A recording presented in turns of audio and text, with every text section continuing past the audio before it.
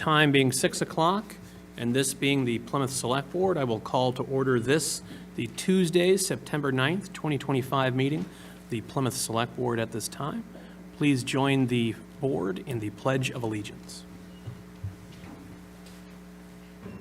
I pledge allegiance to the flag of the United States of America and to the republic for which it stands, one nation, under God, indivisible, with liberty and justice for all.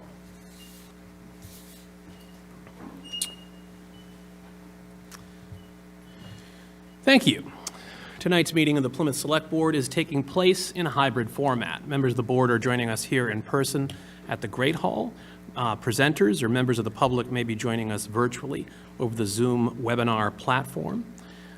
Members of the public that wish to participate in or join this meeting may do so physically at the Great Hall at 26 Court Street, or they may do so over the Zoom webinar platform using the login information that is included on the agenda that is posted on the town website. Members of the public may also observe the meeting through Comcast Channel 9 or Verizon Channel 47, or by streaming it live on the Local Scenes YouTube channel. Members of the public are also reminded, pursuant to Massachusetts General Laws, Chapter 30A, Section 20, that any person may make a video or audio recording of an open session of a meeting of the Select Board after notifying the chair, subject to reasonable requirements of the chair, so as not to interfere with the conduct of the meeting. At the beginning of the meeting, the chair shall inform other attendees of any recordings. Presently, we are aware of a recording being made by the local scene for the cable broadcast, for the YouTube, and for the Zoom webinar platform. All right, so with that out of the way, we will move into our agenda. First item on our agenda this evening is a public hearing. It's a public hearing for a change of ownership interest in Southern Marsh Golf Club LLC, doing business as Southern Marsh Golf Club. Yeah. So I will read the notice. In accordance with Chapter 138, Massachusetts General Laws, as amended, notice is hereby given that a public hearing will be held at the Plymouth Town Hall, 26 Court Street, on Tuesday, September 9th, 2025, at 6 p.m., to consider the application for a change of ownership interest for Southern Marsh Golf Club, LLC, doing business as Southern Marsh Golf Club, 30 Southern Marsh Lane, William B. Stearns IV, manager, holder of an annual all-alcohol restaurant license. Description of premises is as follows: 3,300 square feet, clubhouse to service Southern Marsh Golf Course, an 18-hole executive-length golf course, open to the public, function room, seats 120 with 5 entrances and exits, covered deck with railing on north side. Anyone wishing to be heard on this matter should plan to attend this meeting. So we'll declare the hearing open to reading the notice. And then, do we have anyone here to speak on behalf of the applicant? And no Zoom yet? Okay.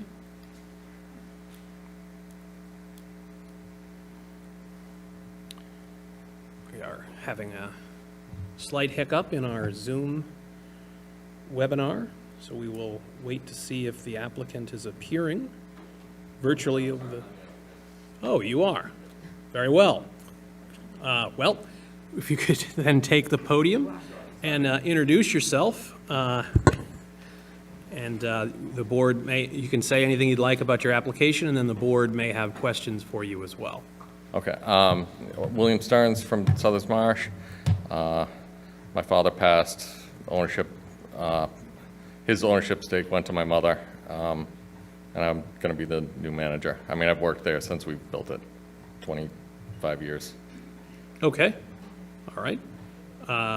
Anything else you'd like to add before we open it up for questions? Okay.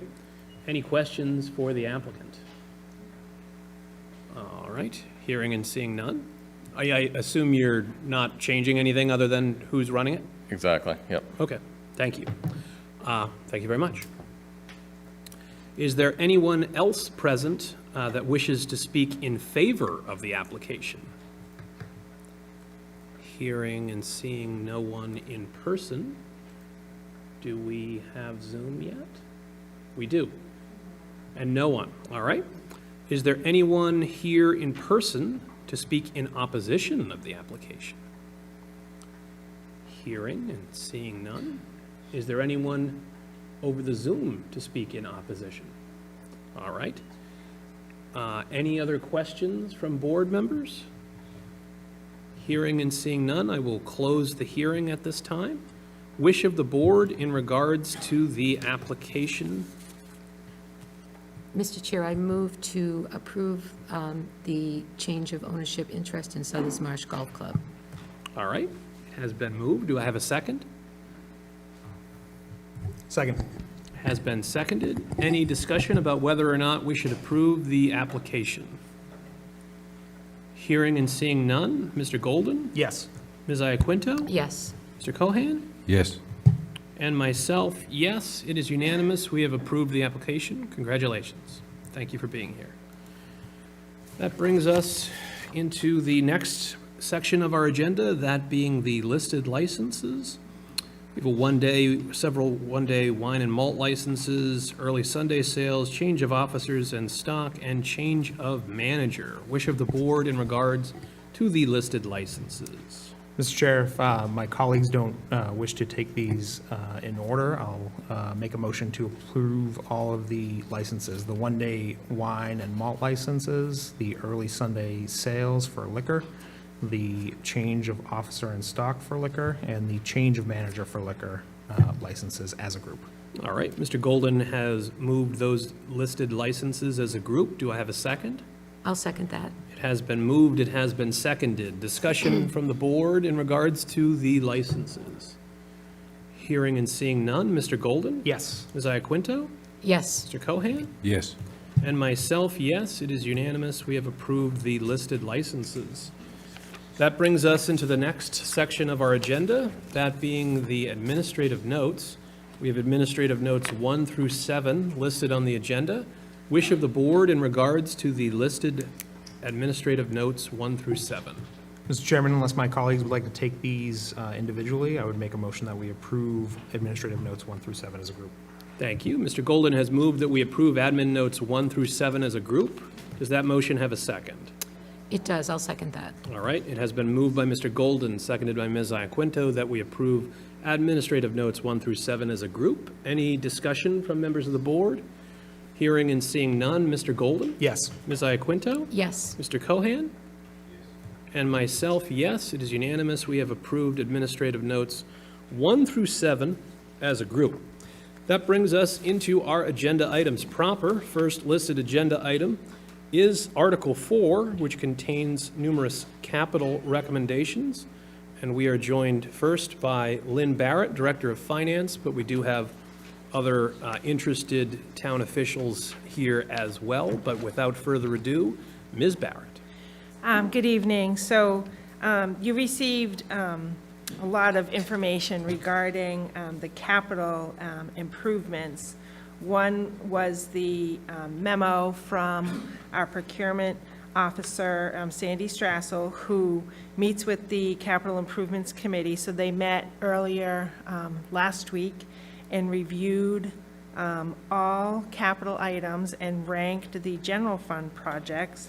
And then they were also presented the enterprise and community preservation projects that met the bylaw. So there's a memo from her describing all of those, and then we also provided the spreadsheet that identifies all the projects submitted under Capital Review Committee. And then over on the left-hand side, I've identified on that spreadsheet what article number on the fall annual town meeting warrant that they are. So most of them are Article 4, which is the capital article, but there are 3 projects within that spreadsheet that are CPC projects, and those article numbers are also identified. So this spreadsheet just shows the total cost of these projects, where the funding sources are coming from, what town meeting is required to appropriate, and then there are some other funding sources that don't require a town meeting appropriation or authorization. So in that spreadsheet, that's sort of all spelled out for you. So departments are here this evening that have submitted these projects. If you have any questions, or if you have any questions regarding the financing, I would be available to answer any of those questions. Okay, thank you, Ms. Barrett. Do we have any questions from members of the board for any of the items or listed under Article 4?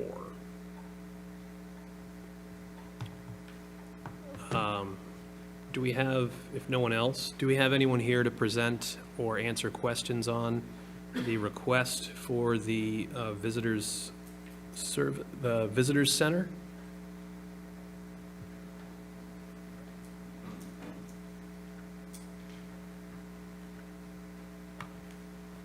Good evening, Bill Coyle, DPW Director.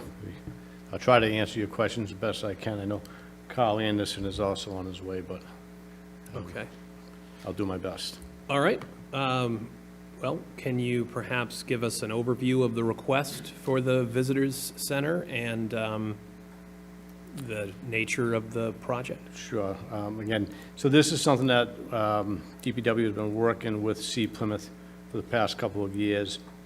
And the project itself included expanding the front area for visitors to come in. It's very limited in space, and it's also difficult for them to access.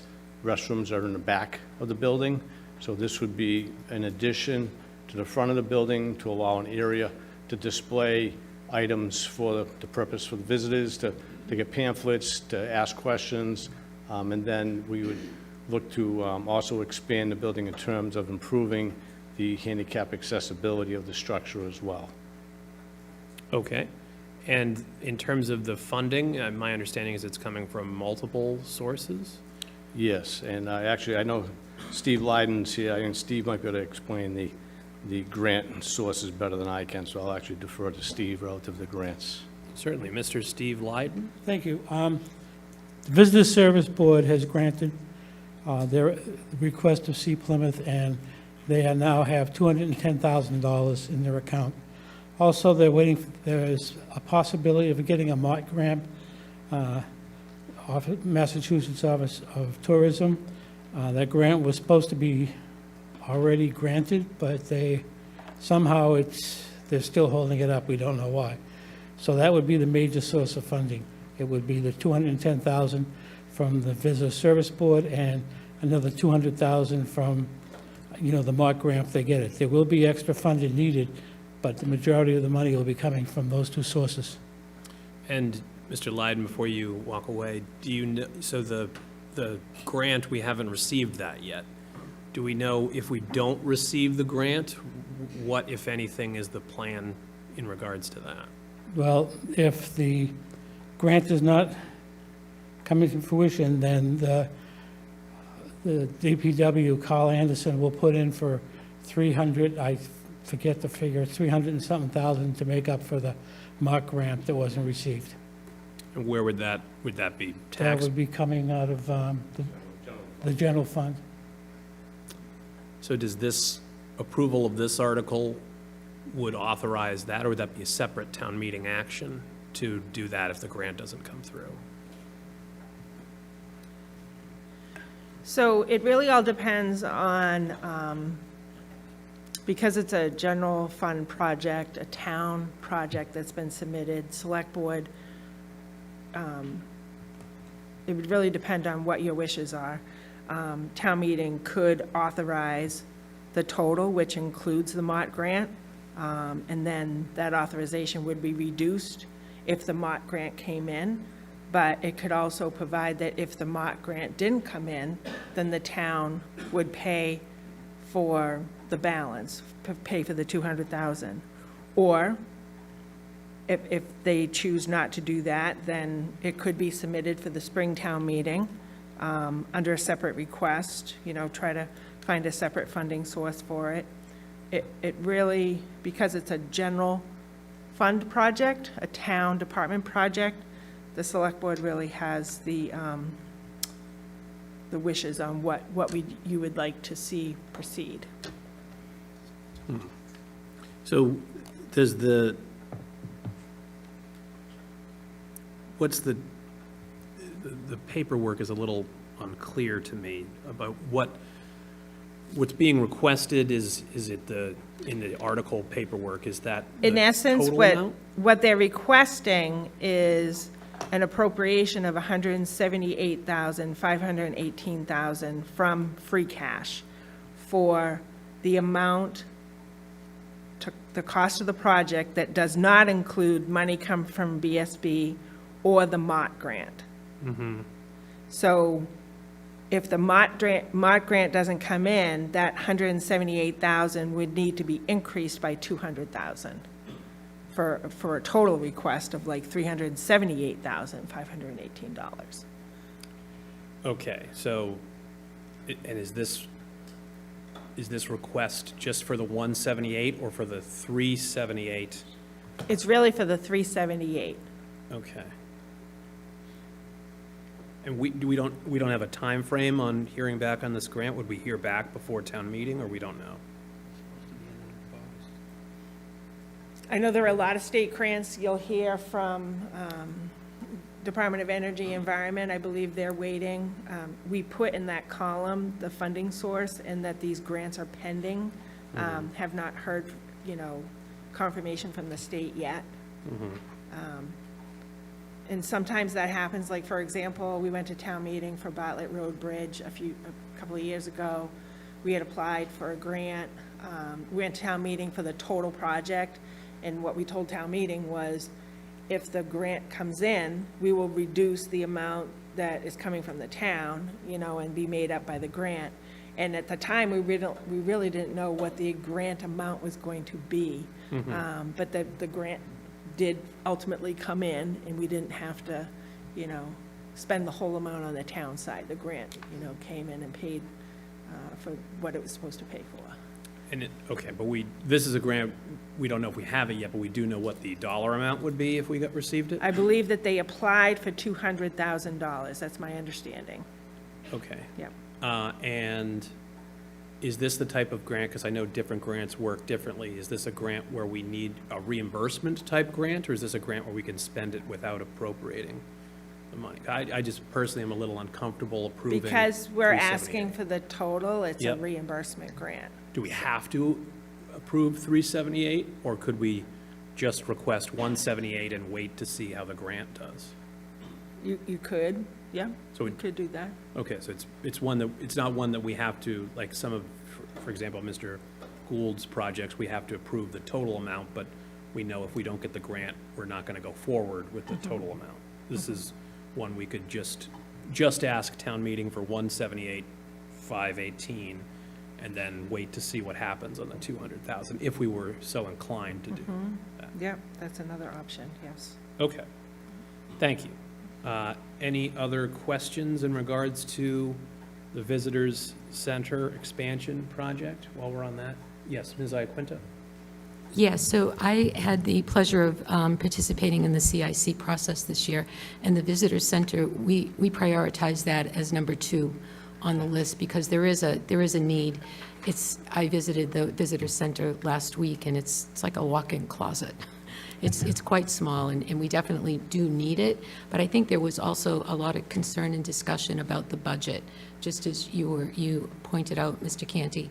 And my question would be, if we did request $178,000 from town meeting and they approved it, the grants didn't come in, is there something we could do to marginally improve that building with that amount of money? I think we'd have to look at what the priority is at that point, whether or not it's access to the restrooms in the back of the building, or is the priority more having a larger area in the front of the building for the tourists to go and stop by. My personal feeling was I would think that having a larger space would probably be more important. The restrooms are there. It's inconvenient, but they are accessible and they are there. So, but again, if we have a limited amount of funds to work with, we just have to scale the project back and do what we can with the funding that's available. The restrooms might actually be a good compromise, having them accessible from the inside, because the staff that I was chatting with there said that they preferred to have access to the restrooms from the inside because they were able to catch people on their way out. So people would come in, use the restroom, then come out and see a tour or a cruise or something that they'd want to go on.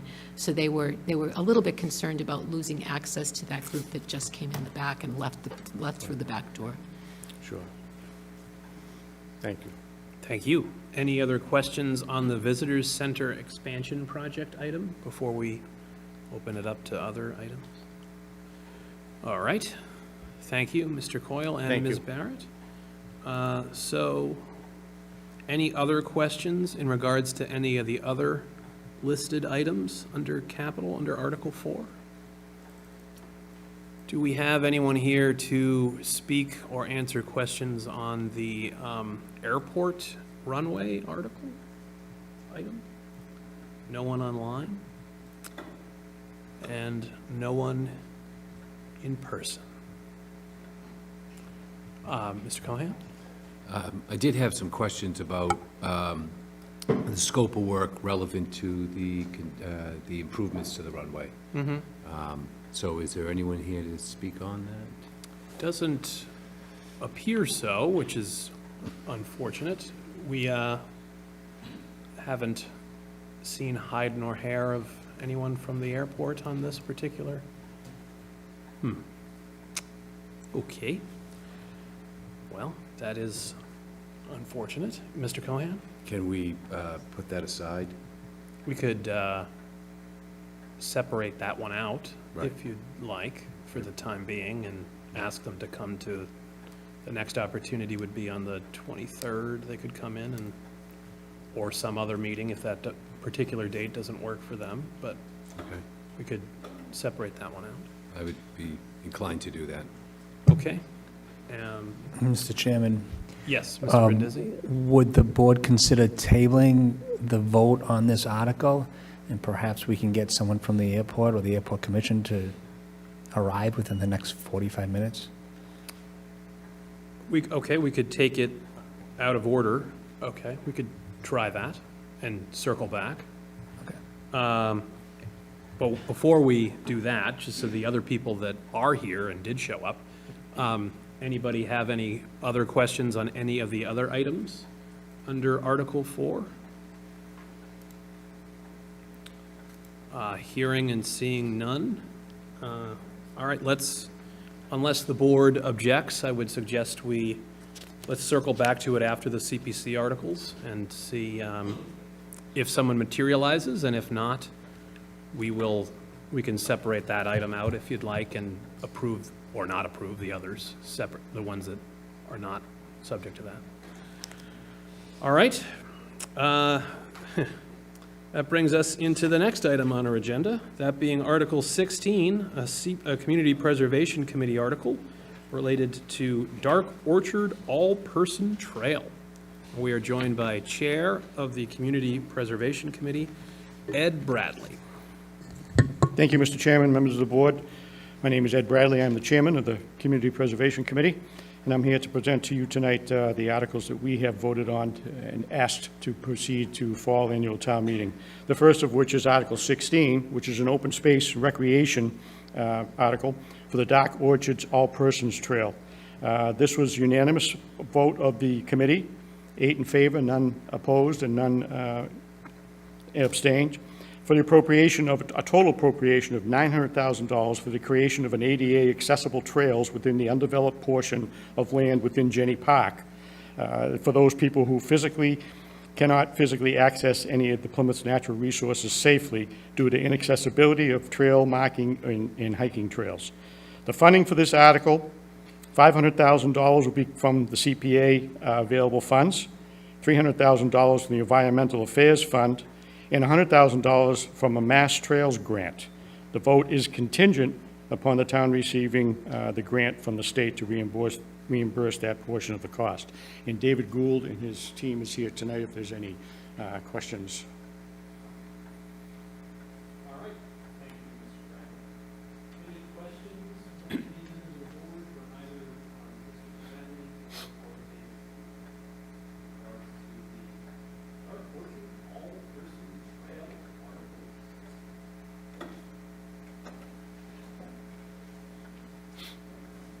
Hearing and seeing none, wish of the board in regards to Article Mr. Chairman, I would make a motion that we include Article 16, the CPC article related to Dark Orchard All-Person Trail to the Fall Town Meeting warrant, and recommend its approval to town meeting. All right, so Mr. Golden has recommended that we approve Article 16 and recommend town meeting approve it as well. My apologies. Mr. Golden has made a motion that we recommend town meeting approve Article 16. Do we have a second? I'll second. Has been moved by Mr. Golden, seconded by Ms. Iaquinto. Any discussion from members of the board in regards to Article 16? Mr. Golden? I just want to highlight that I think this is a great project. It'll bring some much-needed improvement to this area and way of making it accessible to folks who can't currently use it. So I want to thank Mr. Gould and his team for working on this. Thank you, Mr. Golden. Other discussion? Yes, Mr. Cohen? Just like to echo Mr. Golden's remarks. This is a great example of a commitment that the town has had for almost over 25 years, working on from Brewster Gardens all the way up to Morton Park, improving our Riverway. So the Office of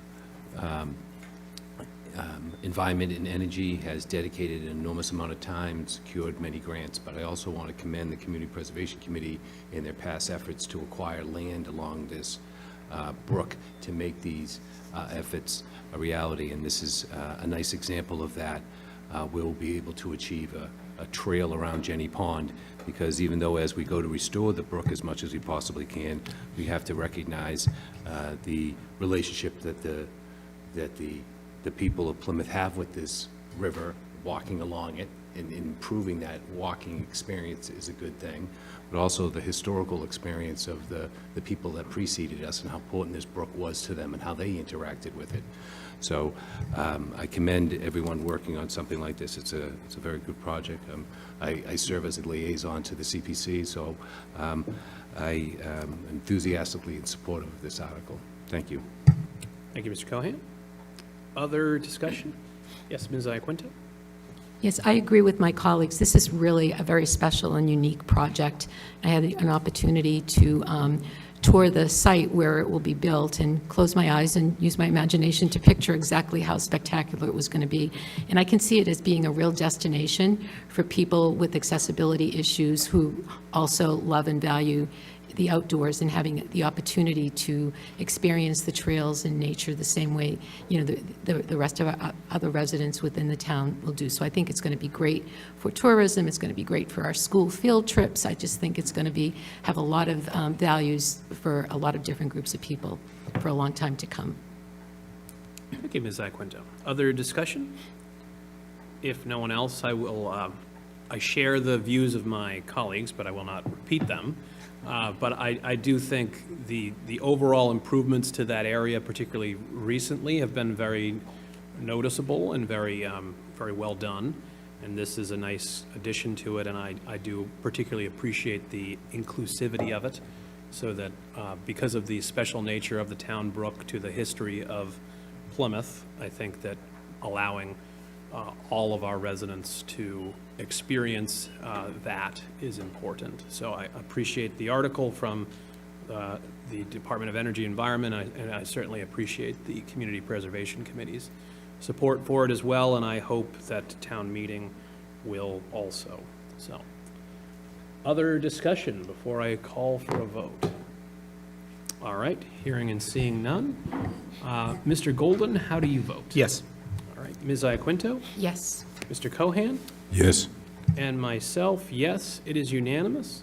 That brings us into Article 17. Article 17 is also a Community Preservation Committee article. This is in relation to Gilmore land acquisition. We are joined once again by Chair of the CPC, Ed Bradley.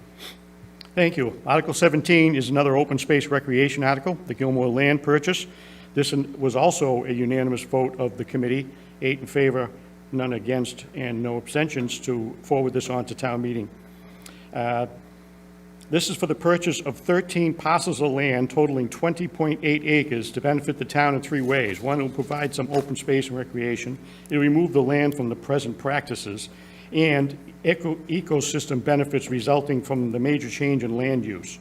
Purchasing this land will result in connectivity to abutting tracts of open space town-owned Beaver Dam Conservation Area and the nonprofit Mass Audubon-owned Tidmarsh Wildland Sanctuary. There is already some trails going into Little Island Pond. This vote is contingent upon the town receiving a $448,000 in-grant reimbursement. All right. Thank you, Mr. Bradley. Any questions from members of the board for Mr. Bradley in regards to the Gilmore land acquisition proposed under Article 17? Hearing and seeing none, wish of the board in regards to Article 17. Mr. Chairman, thank you for the reminder that we don't get a say as to whether or not CPC articles go on to the warrant, so I will make a motion that we approve, we recommend that town meeting approve Article 17, CPC article related to Gilmore land acquisition. Thank you, Mr. Golden. And does that motion have a second? It does, I'll second that. All right, it has been moved by Mr. Golden, seconded by Ms. Iaquinto, that we recommend town meeting approve Article 17, a CPC article related to the Gilmore land acquisition. Discussion from members of the board. Hearing and seeing none, I will call for the vote. Mr. Golden? Yes. Ms. Iaquinto? Yes. Mr. Cohan? Yes. And myself, yes, it is unanimous. We have recommended that town meeting approve Article 17. That brings us into the next item on our listed agenda, that being Article 19, also a Community Preservation Committee article. This one, historic preservation related to the Little Red Schoolhouse. We are joined once again by Chair of the CPC, Ed Bradley. Thank you. Article 19 is historic preservation for the Little Red Schoolhouse in Cedarville. The committee recommended this to go to town meeting by a vote of 7 in favor, 1 opposed, and no abstentions. This is article to request an appropriation of $36,000 of CPC funding for an existing condition study of the historically significant Little Red Schoolhouse built in 1830 as to further evaluate the necessary steps to preserve that structure. All right. Thank you, Mr. Bradley. Any questions from members of the board in regards to Article 19 for Mr. Bradley? Hearing and seeing none, wish of the board in regards to Article 19. Mr. Chairman, I'll make a motion that we recommend town meeting approve Article 19, the CPC article related to historic preservation of the Little Red Schoolhouse. All right. Thank you, Mr. Golden. Does Mr. Golden's motion have a second? I'll second. It has been moved, it has been seconded that we recommend town meeting approve Article 19. Any discussion from members of the board? Yes, Mr. Golden. Thank you, Mr. Chairman. This is short money for a preservation project that is, I think, very important and integral to the community feel in Cedarville. Since it's such a low amount, I think we should absolutely support this. Thank you, Mr. Golden. Any other discussion? Yes, Mr. Cohan? Again, I think this is a much-needed examination of the historical resource. Over the years, we've had different discussions about what the possibilities might be for the building in terms of the historical integrity of the building, but also how we plan to use the building in the near future. So this is the first step to examine what this building, what the condition is of the building, to give a larger discussion about the possibilities of improvements on the site to accommodate the public use. So I think it's the first step in a process of preservation and utilizing a site that will end up benefiting the residents of Cedarville. So I'm supportive of the article, and I'd like to see this effort continue. Thank you. Thank you, Mr. Cohan. Other discussion from other members of the board? If no one else, then I will just also reiterate that I think that Little Red Schoolhouse is a unique community asset in a unique area of town, and that this is a good investment and a good use of CPC funds for Cedarville and for the community at large. And I appreciate the Community Preservation Committee's approval or recommendation to town meeting to approve this project. So, any other discussion before I solicit the vote? Hearing and seeing none. Mr. Golden? Yes. Ms. Iaquinto? Yes. Mr. Cohan? Yes. And myself, yes, it is unanimous. We have recommended that town meeting approve Article 19. That brings us into the next listed item on our agenda, that being Article 20, a CPC article related to Memorial Hall Historic Structure Report. We are joined once again by Chair of the CPC, Ed Bradley. Thank you. Article 20 is another historical preservation article. This is for the Memorial Hall Historic Structure Report. The committee voted in favor of sending this along to town meeting by a vote of 5 in favor, 2 against, and no abstentions. We recommend this article for the appropriation of $90,000 for a historic structure report to contribute to the preservation, restoration, and improvements to this historic building. It'll give us a roadmap of what is in that building that needs to be saved and what can be thrown away. And this is, I would like to note that this would also be good if, for some reason, the town decides to tear down Memorial Hall and build a brand-new one. You would have a list of everything in that building that should be saved prior to its demolition. If we go with the restoration, we'll have a list of what they need to save and not be torn out during the construction. Okay, thank you, Mr. Bradley. Any questions for Mr. Bradley in regards to Article 20? Yes, Ms. Iaquinto? Mr. Bradley, can you just confirm, so what we will get from this report will be in addition to the information that we gleaned from the feasibility study that was recently? It's not going to be repetitive of that, it's going to be in addition to? This is in addition to. They'll go through the building and using pictures and historic data, find out the time when the building was built, and look at things, for instance, maybe the trim around the windows was something that was specific to that era in time that we do not want to lose, or the windows or doors themselves. And that's just some of the things that they would see. I think Mr. Cohen would even have a better idea of. I'm sure he would. Thank you, though. Okay. Did you want to chime in, Mr. Cohen? Yes, as the liaison to the Community Preservation Committee and working with the chairman, Mr. Bradley, and the other board members, the thought process here was, as Mr. Bradley has outlined, that this would be a preservation analysis of the building in its current condition, so that if we were to do improvements, we would know how best to approach those improvements, but also the debate continues in our community how we will move forward. This information will only give the residents more information on the building to give them and guide them in what the next steps will be. Will there be a preservation effort? Will there be some other effort? This analysis of the building, this collecting of information will give the residents the greatest amount of knowledge on how they'll move forward in the future of the building. So that is the intent of this, is to gather the information. There's been some information that's been gathered in the past, and this would only enhance that. And when we reach out to the entity that would compile this report, they could be using our information that we've collected in the past to only enhance their report. Okay, thank you, Mr. Cohen. Any other questions from board members? All right. If there are no other questions, wish of the board in regards to Article 20?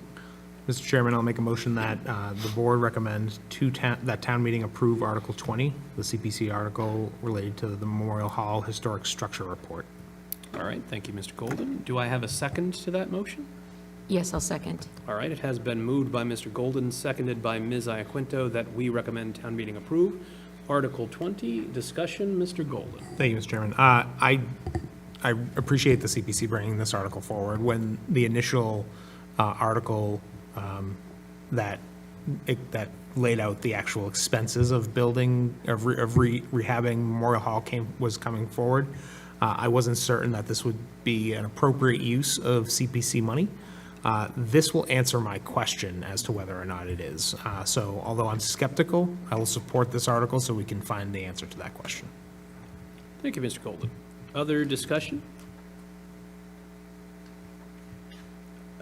If no one else, I will say, obviously, what is going to happen in the future of Memorial Hall, whether it's the future of this structure or the future of a successor structure, is a matter of significant public interest across the community.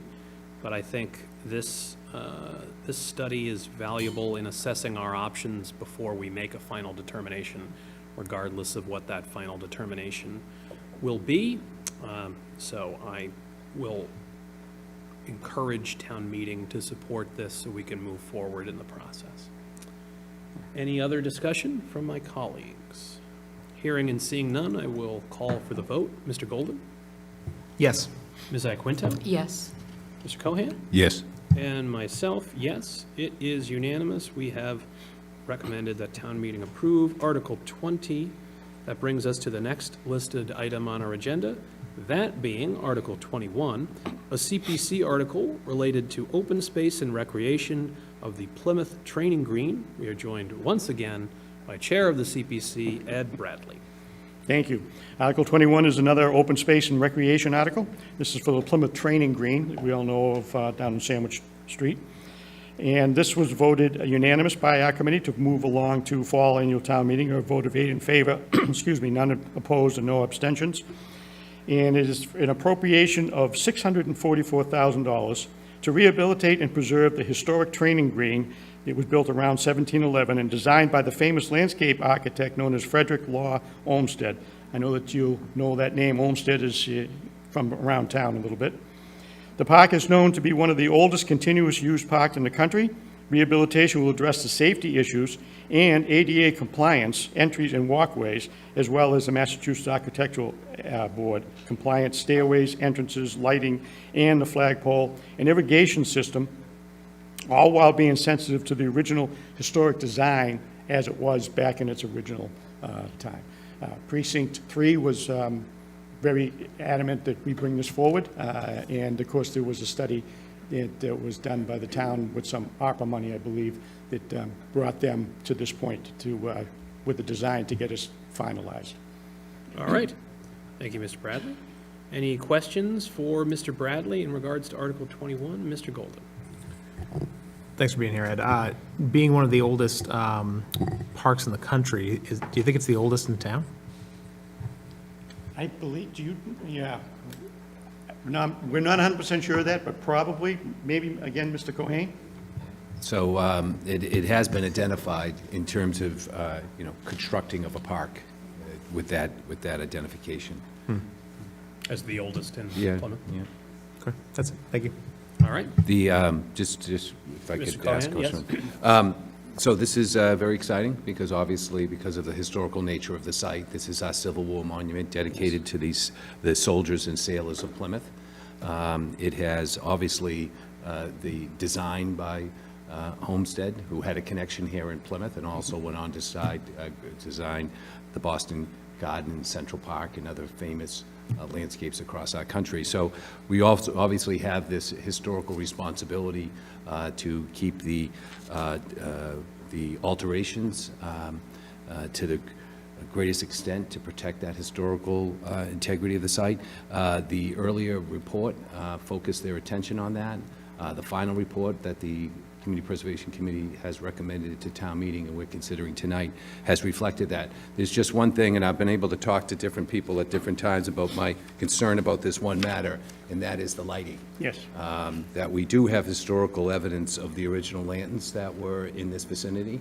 I appreciate that staff has looked into alternatives other than what we see in the specs tonight, which is a continuation of expanding the lighting in downtown Plymouth, which is more commercial in nature in terms of the intensity, because this is a residential, predominantly residential area. There are homes, so we want to make sure that the lighting is reflective and complementary to those conditions along the streets surrounding the training green. So I've made that known, my interest in pursuing. They're out there. We have photographs of what the lighting looked like there in the 1870s and 80s. And that lighting is still, believe it or not, that style is still manufactured and is available. So I would hope that we would do everything we can as we move towards the bidding process, if town meeting approves that we look at those options in lighting and maybe refrain from using the downtown more commercial lighting for this more historical lighting that you see all over the South Shore in historical neighborhoods. So, but I'm very excited about the project. Mm-hmm. Thank you. Other questions? Yes, Ms. Iaquinto? Yes, I too share my colleagues' excitement about this project. I think it's going to be a beautiful showpiece in that part of downtown once it's completed. We discussed this at length at the CIC meeting the other day, and again, everyone was very excited about the plans and the possibility of having that beautiful green space right there. The one issue that we discussed and that continues to kind of nag at the back of my head was the irrigation system. So I was hoping that someone could speak a little bit more to that.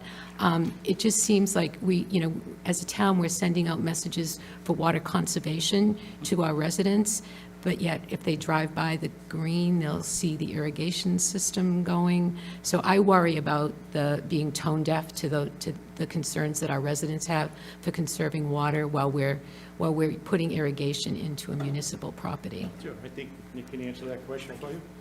Hi, Nick Filo, Parks and Forestry Superintendent. Thank you for that question.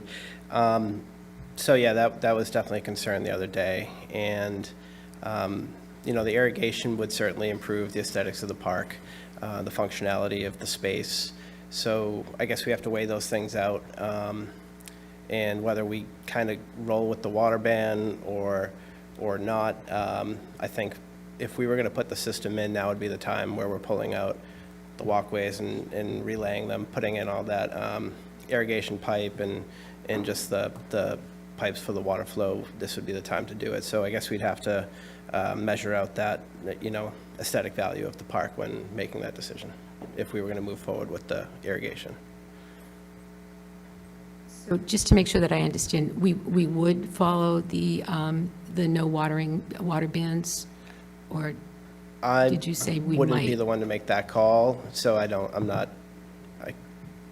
I would hope that we would. Yeah, if I we're would think asking so. our residents not to water, that, Yeah, or, okay. A DPW director is indicating that we would We would. comply with our own bans. Yes. yes. Now I can sleep at night. Thank you very much for that. Thanks, Bill. All right. Thank you. Mr. Cohan? It is important to note, too, that, yes, the idea is we're going to a certain extent of renovations. We might have taken advantage of the opportunity to put in the irrigation, but also follow the water bans.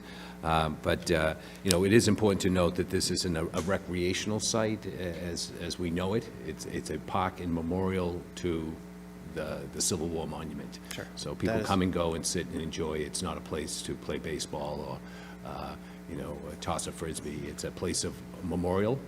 And we were constantly reminded of that when we were kids, when we would go up there and try to play. And Mr. Sirico, the Director of Recreation, of Parks, would remind us, your forebearer, would remind us this is not a place to play. It's a place of honor and memorial. Thank you. Thank you, Mr. Cohan. Other questions for the presenter? Following up on Mr. Cohan's remarks about the lighting, so does the current project and funding request incorporate a possibility for looking at alternative lighting to what is proposed, or is the project as proposed for this, using Mr. Cohan's term, like modern commercial lighting? Well, Nick went back to the designers and spoke to them about it, and there's going to be an added cost for that. And we're talking with Lynn Barrett. We have a plan to move forward as is right now, and if we need to add some money for that particular part of it, that portion of it, we will when we get back. Then again, there is some contingency money built in, so a lot of it depends upon how well the project goes and whether or not we need to get some more money or we're able to have some. Mr. Coyle, do you have any? No? Sure. Bill Coyle, DPW Director. So Nick Fiala and myself have received a quote from the design consultant to add this in as a change order for the design. So we do have that. We are going to approve that change order. And as the project moves forward, the design will have that as an alternate. So when we can, evaluate what the cost is going to be and decide if that's something that we can fund within the project. But our goal and our desire is to include that in the project. The design will include it, but then we'll bid it as an alternate to see what the cost is going to be. Okay, Thank you. thank you. Any other questions? Hearing and seeing none. Wish of the board in regards to Article 21? Mr. Chairman, I make a motion that we recommend that town meeting approve Article 21, the CPC article related to open space and recreation at the Plymouth Training Green. Thank you, Mr. Golden. Does Mr. Golden's motion have a second? It does. I will second. All right. Mr. Golden has moved. Ms. Iaquinto has seconded that we recommend town meeting approve Article 21, a CPC article for open space and recreation related to the Plymouth Training Green. Discussion from members of the board. Mr. Golden. Thank you, Mr. Chairman. I think this unassuming small park in town is actually one of the most important parcels under our care and control. Given its connection to some of the earliest days of the Plymouth colony and the subsequent war for independence, and really all of the early wars that this nation was involved in.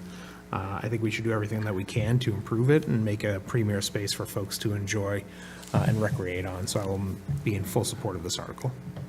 Thank you, Mr. Golden. Other discussion from other members of the board? Mr. Cohan?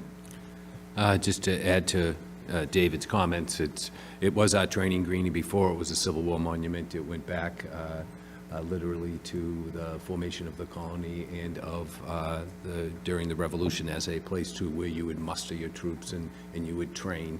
So it has a long history that precedes the Civil War, and each generation of Plymouthians has come out and made this an important site, and I think our generation is making that commitment at Fall Town Meeting. Thank you, Mr. Cohan. Yes, Ms. Iaquinto. Yes, I am very excited about this project as well. I lived here for, I think, 4 or 5 years and had walked by that area probably a couple of times a week and really didn't pay it any attention, didn't even really know what it was. So now that I've learned the history of it and we understand the plans for it, I'm super excited about it. And also, I think it's also an opportunity for us to do some education. So perhaps once the designs get going, we could think about signage and different ways to explain exactly the significance of that park and of the monument, just so that it becomes more meaningful for people, as it did for me over time. Thank you, Ms. Iaquinto. Other discussion?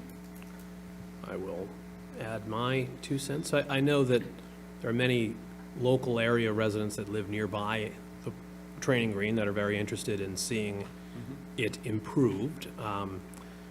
It is, as my colleagues have pointed out, a very meaningful and historic park. If it is the oldest in Plymouth, and that is significant in and of its own right, but you know, since I've been on the board, my presence in that park has mostly been the culmination of the Memorial Day procession, where we enter into there and as part of, after the parade from behind Memorial Hall, it's one of the last stops.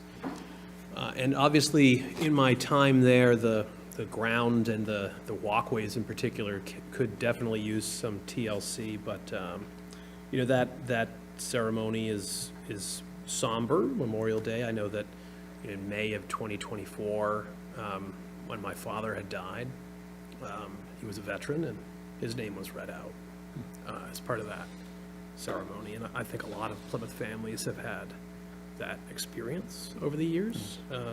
And so it is a park of remembrance, but it is also a place for our residents to enjoy in their own way as well. And I look forward to seeing it restored and maintained for generations to come. So I hope town meeting will see the light, so to speak, according to Mr. Cohan, and approve the article as well. So any other discussion?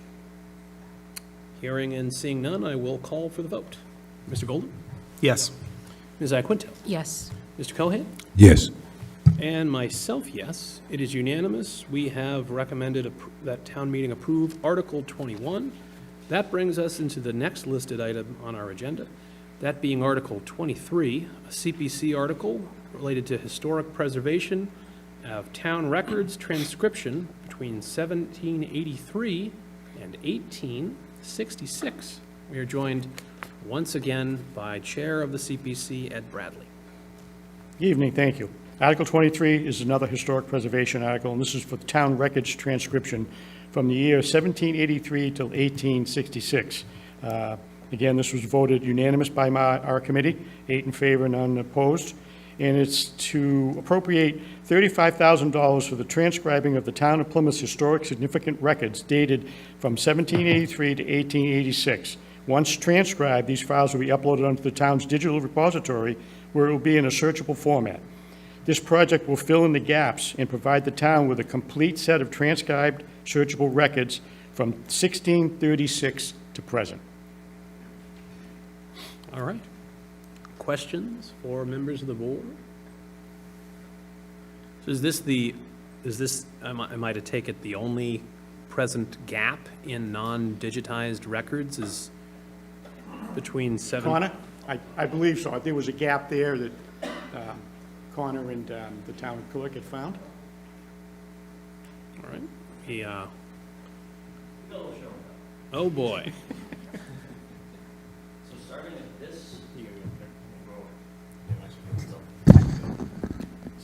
Sorry. So starting at this bookmark, you can flip through these. It's perfectly encapsulated. So we have transcribed records from 1636 up until 1783.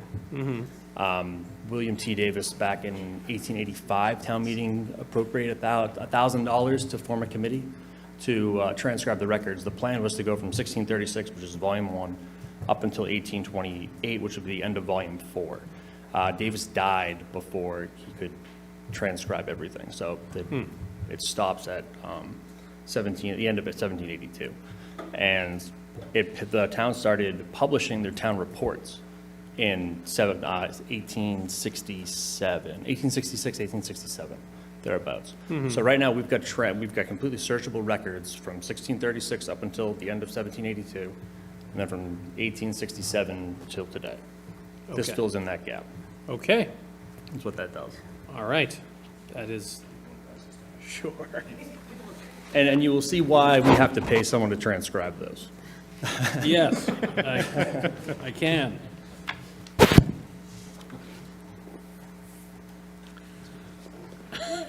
Yes, be mindful of that. So there's that, the rest of that volume, and then there's 3 other complete volumes that have to be transcribed. Okay. Once that happens, we got it. All right, let's give that back to you. It's precious, one of a kind, at least temporarily. It's a long way to say yes. All right, any other questions in regards to Article 23? All right, hearing and seeing none, wish of the board in regards to Article 23.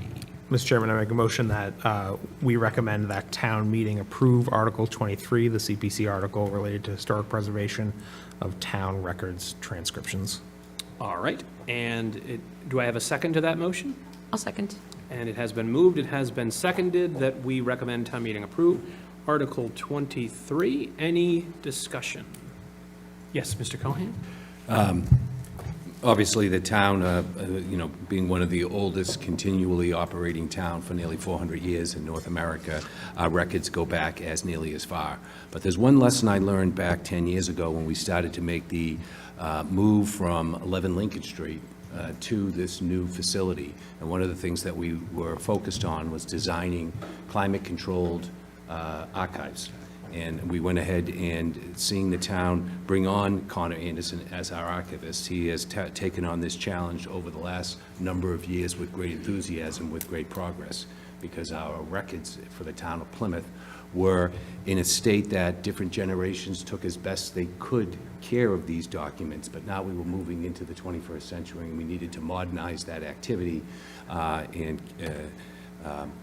Connor, in his efforts as the town archivist, has made that progress a great reality, along with the fact that we will be seeing another article at town meeting moving to form a historical commission for the town of Plymouth, another greatly needed step in a direction of preservation and conservation of those resources that the town of Plymouth has under its care. So I'd like to commend that department and Connor's on its activities as we move to hopefully support this article at town meeting. All right, thank you, Mr. Cohen. Any other discussion from members of the board? I will say that we've already seen a tremendous benefit in the digitization of our records and the searchability of those records in various forms. We can keep track of what the town has done over time in a way that we have not been able to do that. And that, in some regards, there are some uses that the town will have for it in terms of making sure we're doing the right thing and consistent with ourselves and correcting anything that needs to be corrected that may have fallen through the cracks or something over the years. But it's also just important for our history as well. You know, we are in a digital age, and having this stuff searchable for residents that are doing a school project or just picking up a new hobby. You know, obviously genealogy and history is a big hobby for a lot of people. So allowing the residents and anybody, since Plymouth is not just of interest to its own residents, but of national interest, to do this with our records, I think is a worthwhile cause. So I plan to support this article, and I hope that town meeting does as well. And I'd like to thank Mr. Anderson for all the work that he has done, and I do not envy the task of transcribing that tome, having seen the handwriting in it, but it's in good hands. So, all right. Any other discussion? Hearing and seeing none, I will call for the vote. Mr. Golden? Yes. Ms. Iaquinto? Yes. Mr. Callahan? Yes. And myself, yes, it is unanimous. We have recommended that town meeting approve Article 23, and thank you, Mr. Bradley. I also want to thank the board for recommending Article 22, which you did in your administrative notes, where we'll reduce the borrowing on the Spire Center. Yes. Thank you. Thank you. All right, so that brings us back to Article 4, which we temporarily tabled in hopes that we could secure someone from the airport to answer questions that myself and Mr. Cohen and perhaps others have in regards to that particular item. And I am told that the director of the airport is on the Zoom. All right, so Mr. Cardillo, if you'd like to unmute yourself, you have the floor. If there's anything you'd like to say in regards to the airport runway item, and then after you, if there is anything, after that we will open it up to questions. If you don't want to say anything up front, that's okay, we'll just open it up to questions. But either way, Mr. Cardillo, you have the floor. Thank you, Chair. Matt Cardillo, Airport Manager. Can you hear me? You're a little soft, so if you could get a little closer to your mic, and we will ask Close as I can get. Is that good? No noticeable change. We're going to ask. I'll speak a little louder. Okay, that works. So yeah, overall, it's a reconstruction project, unlike the article that was on the table a couple years ago for the extension. This is a resurfacing of the east-west runway. We call it runway 624, and it's 4,350 feet by 75 feet, and that is what is being reconstructed. It's essentially the same you would do as a street in town. We go in there, we get rid of the existing pavement, and then we put down new pavement. The current runway has cracks that are 2 to 4 inches wide. It's currently 28 years old, and it has a PCI, which is a pavement condition index, of 53. That's done by the state. And the state does have a crack sealing program, and we do take advantage of that when we can. But these cracks and some of the problems with the runway are just beyond crack sealing ability. If there's any questions, I can talk about the funding sources if needed, but I just wasn't sure if you guys wanted to know more about the project or the funding, so. Sure. I will open it up for questions. Mr. Cohan? Yes. Matt, Bill Cohan, I just had, as you know, I've had a chance to attend, as some of my fellow board members have attended, the Airport Commission meetings, the Airport Advisory meetings. If you could just elaborate a little further on the extent of the renovations to the runway in terms of repaving and the scope of work in terms of the underlaying and what might occur. Any elaboration on what you expect or what will drive that analysis? Obviously, at some point, you'll have to go to bid on this project, and there'll be a scope of work based on engineering designs for the improvement of the runway. I think there was some concern in just having some understanding about the scope of work, the extent of work. You've noted that it is about paving. How far beyond paving will go? Could there be underlaying? Could there be changing of subsurface materials? Things of that nature. I think that if anything you can elaborate on that, that would be a great help to the community. Thank you, Matt. Yeah, thank you very much, Mr. Cohen. Yes, I'll elaborate on that a little bit. The process would be that once, if it goes through town meeting, that would be our local shares appropriated, and then the government, or the FAA would then allow us to go to bid, and part of the original, or part of the scoping process is to do borings of the runway. That boring would give us condition of existing pavement as well as the sub-base below it. Until that is done, there really can't be a deep analysis of what would need to be done to the underlaying sub-base, and therefore the asphalt above that. So we really can't say as of right now the consistency of that sub-base or the thickness of the runway. It all depends on those borings. I will say that it will be designed, the FAA has design standards, and it will be designed to a B2 category airport, which the airport currently is. And those design standards are within the FAA's control, and it will be it won't be designed for anything other than a B2 aircraft, which is the current aircraft that utilizes the runway and is the design category aircraft. I hope that answers your question, Mr. Cohen. Mr. Cohen? Matt, that does help a great deal. Just in note, if there's, if the B2 does come with FAA requirements, that would be great to see those requirements, what they're requiring, if that's made available.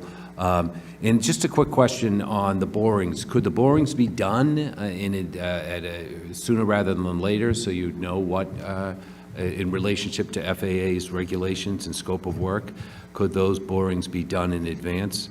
And as a result, so those are my two questions. One, B2, FAA has regulations. It'd be great to see what those requirements are. And two, could the boring be done sooner rather than later? What is your expectations on boring activity? We're required to I'll have to reach out to my engineer about the requirements for the B2 category. They are the experts, and I don't want to speak on their behalf.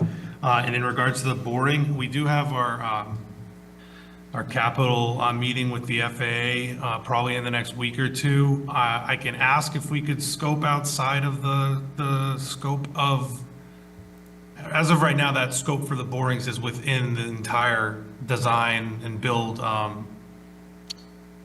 project there, but we might be able to ask if we could do the borings ahead of time. But I couldn't give you a yes or no answer. I don't believe they would do it. It's probably just going to be all underneath the same umbrella, but I can ask. Go ahead, Ms. Cohen. Thank you very much, Matt. That's helpful. Anything you can do to, open up a further dialogue internally about that would be great. The only other thing I can think about when it comes, the reason I focus on that line of questioning is because obviously the borings are going to give the engineers some direction. The engineers are going to come up with a design. There's going to probably be some sort of independent cost estimate. There'll be some cost estimate before you put it out to bid to make sure the town meeting and appropriated the amount of money, or your recommendation to use the money that you have in your control to do that work. So that's the focus I have on that boring, is that if we get this information sooner rather than later, we know what this is going to actually cost.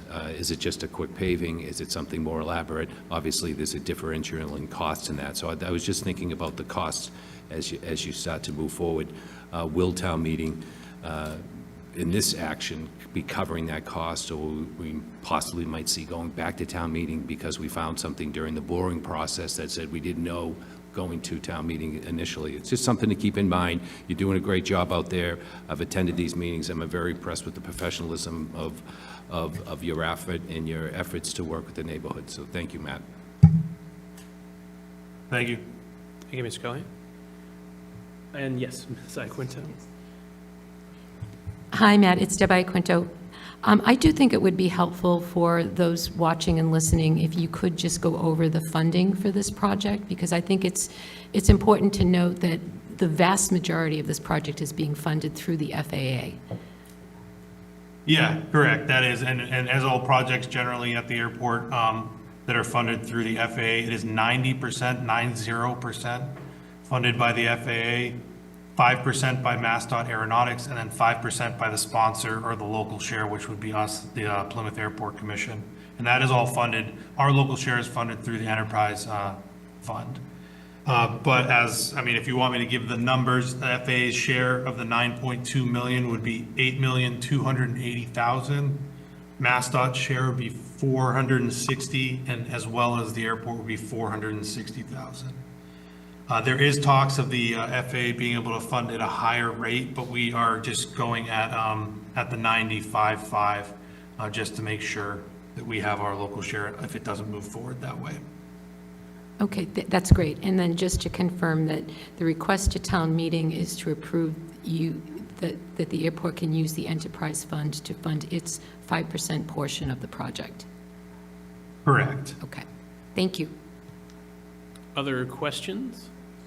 Mr. Cohen? Just to follow up to Ms. Iaquinto's questions to Matt. So would the 5% would cover us regardless of the boring and the estimate? So we would be insulated from that event because whatever the cost is, it will be 5%, and that's what we're approving, not a specific amount. Well, no, you're approving I believe you're approving a specific amount is the 5%. It's Right. Yes.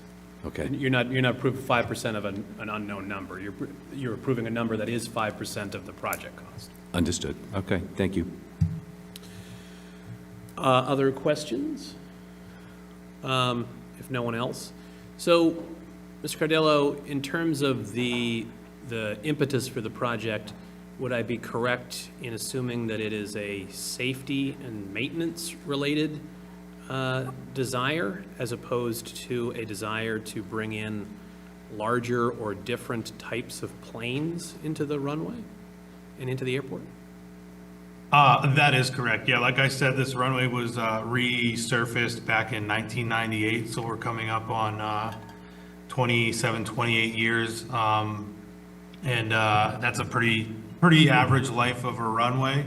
It is the most used runway, so it does get used quite frequently at the airport. And yes, it's more of a maintenance thing. It has been on our capital plan for the last 10 years, probably, to have it done, even before the runway extension was being talked about. So this is something that's been in the works for a while and been planned to being done. And yes, it is just it is maintenance and just the commissioners being good stewards of the airport and making sure that it is in the best condition for all users. Okay. And would, other than improving safety and being in better maintenance condition, would the completion of this project and the runway, once it is completed, affect the operations of the airport at all in terms of the frequency of planes or the types of planes that are going to be landing or taking off or utilizing in any other manner the Plymouth Airport as a result of this?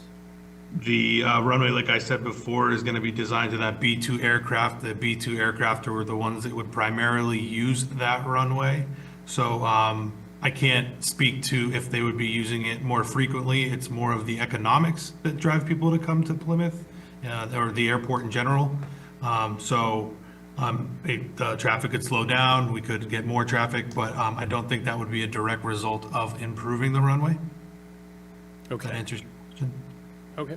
And it would not be, just to further reiterate it, it would not change the types of planes, like fewer props, more jets, anything like that? No. Okay. Any other questions? All right. We are on Article 4. We were on Article 4 previously. This is one item under Article 4 amongst others. Any other questions on any items under Article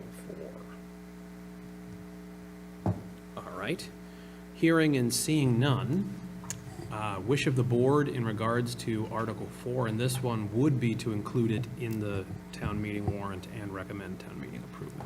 Mr. Chairman, I make a motion that the board include Article 4 on the fall town meeting warrant and recommend its approval to town meeting.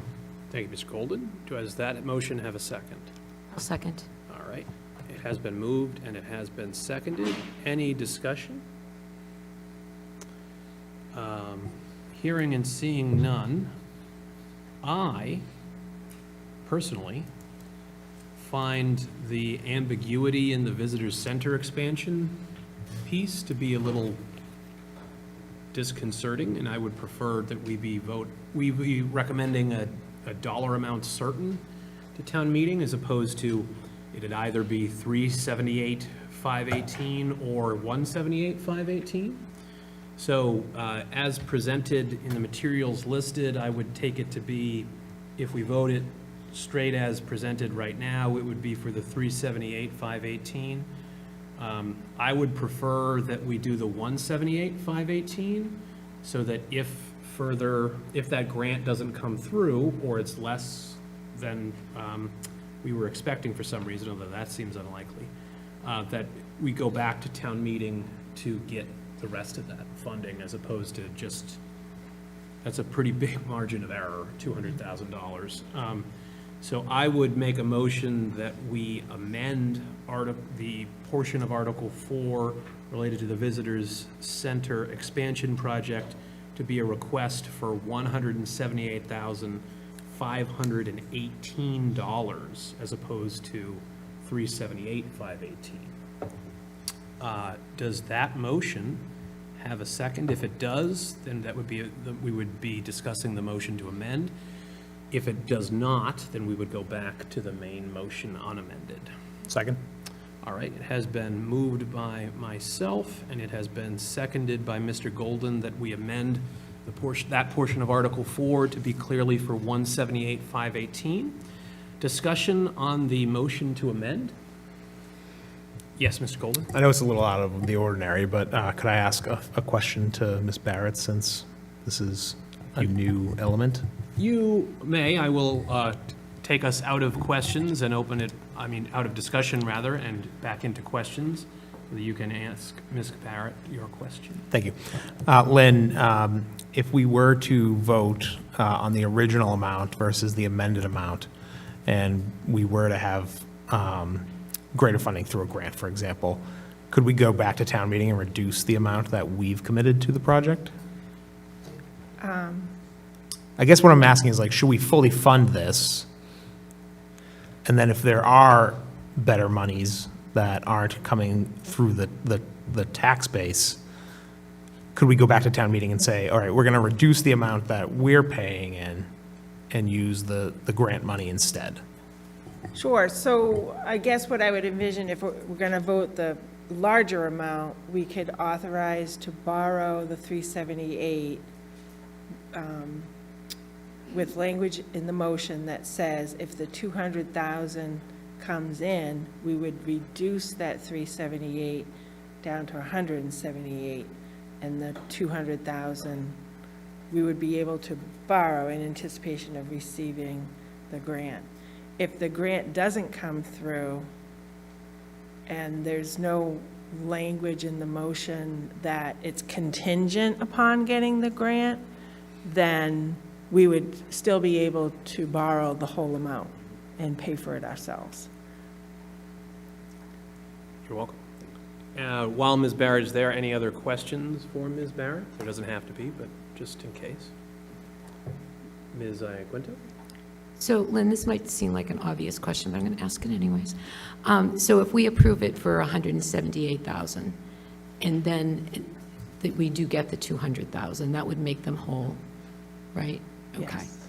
But the opposite is not true. So if we approved it for $378, and the grant did not come through, we couldn't then just say, oh, wait, we really only wanted to do 178 because the grant didn't come through. Correct. No, yeah, it would be the Okay. 378, Okay. unless you have language in the motion that says it's contingent upon receiving the $200,000 grant. If that was in the motion, then we couldn't do the project if the grant didn't Got come it, in. okay. Yeah. All right. Right. Thanks. Yeah, and I would, that's why I would, because it's open-ended, so Yeah. it's a $200,000 swing if the grant doesn't come through. I'd rather we have to go back to town meeting and ask for the 378 if the grant doesn't go through, rather than just either or.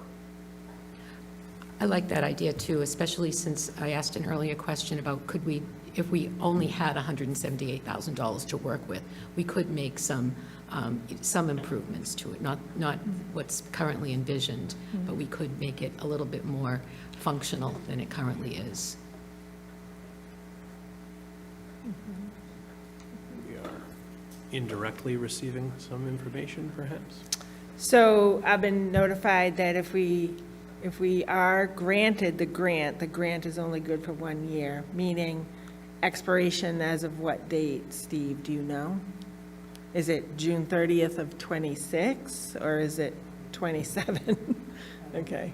But it could come back in the spring, correct? Yeah. So, because Yeah. that's, right. Mr. Cohen? So I just want to just elaborate a little bit more on what just Steve said, that, that if we are awarded this, we have 1 year, so that would allow us to, if we don't get the grant, we can make the adjustment at Springtown meeting. That's what you're thinking? Yeah, as it currently presented, we would be recommending that this go forward regardless of whether we get the grant or not. If we get the grant, the feeling would be we would use the 200,000 and not put it on the taxpayers. But I think it would be, personally, I would be more comfortable if we approved 178 in hopes of getting the grant, and then if we know we don't get the grant in the spring, we can move forward, try to move forward for the full amount, if that is the wish of the board and the town meeting at that time. My only reservation there is that the longer we wait to do the improvements to this building, the higher the cost will be associated with improving the building. I mean, we're kind of struggling with this intensification of costs associated with renovations. If we know we're committed to the building, we should be committed to the building. It would be great to get the grant and move forward, but if we don't get the grant, is the question, do we just do minor repairs? I guess that's the discussion amongst the board at this point, and this is the rationale for your proposal. Yeah, mine is hoping to seek further town meeting action. Okay. If the amount, because a $200,000 swing on a $178,000 item is significant. Correct. All right, thank you. You're welcome. Further discussion? Hearing and seeing none, we are voting on the motion to amend. So if you want to amend to reduce the item down to $178,518, you would vote yes. If you do not want to amend and allow for the whole $378,518 to remain, you would vote no. So in regards to that, how do we want to vote on the motion to amend, starting with Mr. Golden? Yes. Thank you. Ms. Iaquinto? Yes. Mr. Cohan? No. And myself, yes. So the vote is 3 in favor, 1 in opposition, no abstentions. The motion to amend does carry. So we have amended Article 4 to reduce the Visitor Center expansion item to a $178,518 request. Wish of the board, we already have a motion in regards to Article 4, so are there any other motions to amend, or do we want, or discussion, or do we want to go to the vote? We're ready to go to the vote. All right, so this is to include Article 4 as amended on the town meeting warrant and recommend that town meeting approve it. Mr. Golden? Yes. Ms. Iaquinto? Yes. Mr. Cohan? Yes. And myself, yes, it is unanimous. We have voted to include the amended Article 4 on the town meeting warrant and recommend that town meeting approve it. All right, so that brings us into the next item on our agenda, That being public comment, do we have any members of the public in physical attendance that wish to give public comment? Yes, Mr. Light. Steve Lyden, Chairman of the Capital Committee. I'd like to thank Sandy and Lynn Barrett and Michelle for all the work they did and all the information they bring to this committee to help us make our decision. Without them, it would just be impossible for this committee to perform. They're just fantastic, and I think the employees should be recognized. So thank you very much. Thank you, Mr. Light. Do we have anyone else in physical attendance that wishes to speak under public comment? Yes, please identify yourself and come to the podium first, then identify yourself. You have up to 3 minutes.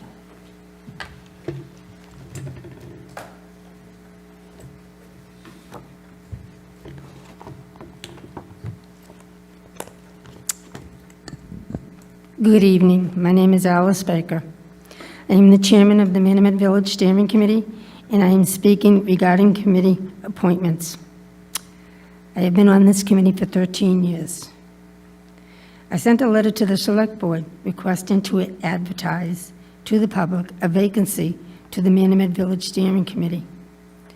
On August 26, 2025, the first letter was emailed, and the second letter was September 3rd, 2025. I'm going to read the second letter only because, and not the first, simply because the second letter has the same information as the first. So September 3rd, 2025. Dear Select Board, I am writing this letter as the chairman of the Minimet Village Steering Committee regarding Michaela D. Kinderin. The Select Board appointed Michaela D. Kinderin to the Minimet Village Steering Committee on June 17, 2025. See the attached agenda and minutes to serve a 3-year term. Unfortunately, Ms. Kinderin was not in compliance with the Plymouth bylaw, which states you must get sworn in within 30 days, and until the oath is taken, she does not count as a member and cannot participate in the committee's official business. She is a non-member. It has been 80 days since the appointment, and Michaela has not shown any interest at all in serving on a committee, the Minimet Village Steering Committee. She has not been sworn in as a committee member.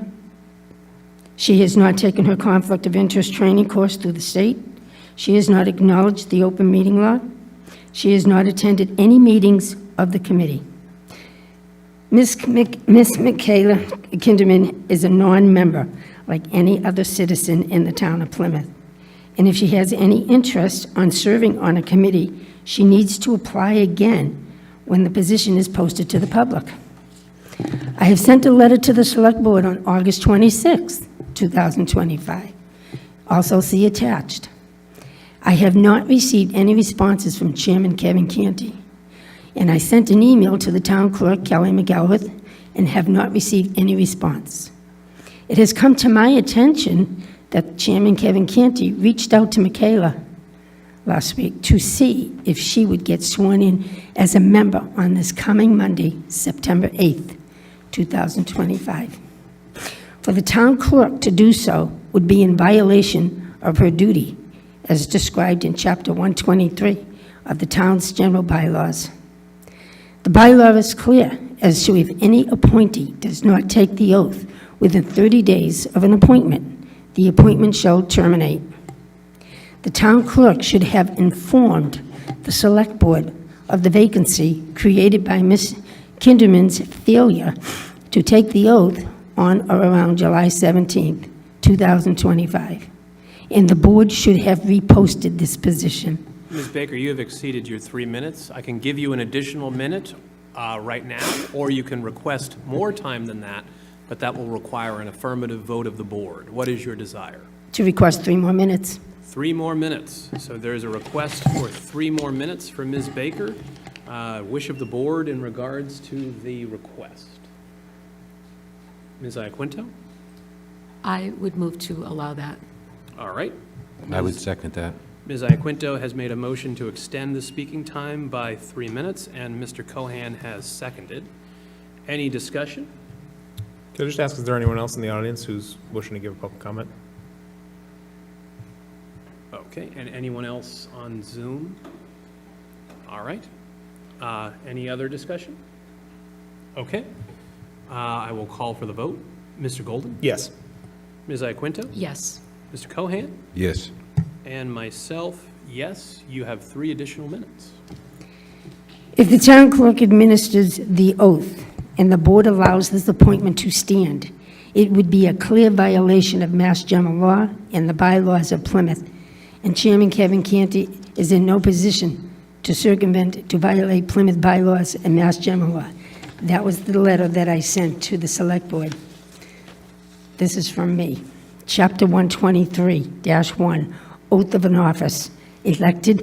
All elected and appointed officials shall be qualified by the town clerk within 30 days of their appointment. If an appointment official is not qualified in this period, his or her appointment shall terminate, and the appointing authority shall be so notified by the town clerk. The office of oath was ignored. Under Plymouth's municipal rules, an individual who is sworn in without proper appointment by the Select Board is not legally authorized to hold office or vote in official proceedings. The appointment by the official appointing authority must precede the oath of office. Mr. Canty, if the town clerk administers the oath and the board allows this appointment to stand, it would be clear violation of the Mass General Law and bylaws of Plymouth. Unfortunately, Mr. Canty, there was no input from the Select Board members to weigh in on any decisions because the chairman used his position to make the decisions himself. After the second letter dated September 3rd, requesting Chairman Canty to repost the position for the vacancy on the Minimet Village Steering Committee, instead, efforts were made to get Ms. Kinderman to show up and get sworn in by the town clerk on Monday, September 28th, 85 days from the appointment of the Select Board. Chairman Canty, you did not have the courtesy to respond at any time to the Minimet Village Steering Committee regarding their request to remove Ms. Kinderman from membership on the Minimet Village Steering Committee and re-advertise this position. Ms. Kinderman is a non-member, and if she has any interest in serving on a committee, she needs to reapply again when posted to the public. Mr. Canty, you as the chairman of the Select Board, if you expect the committees and the board members to abide by the rules, then you have to lead by example.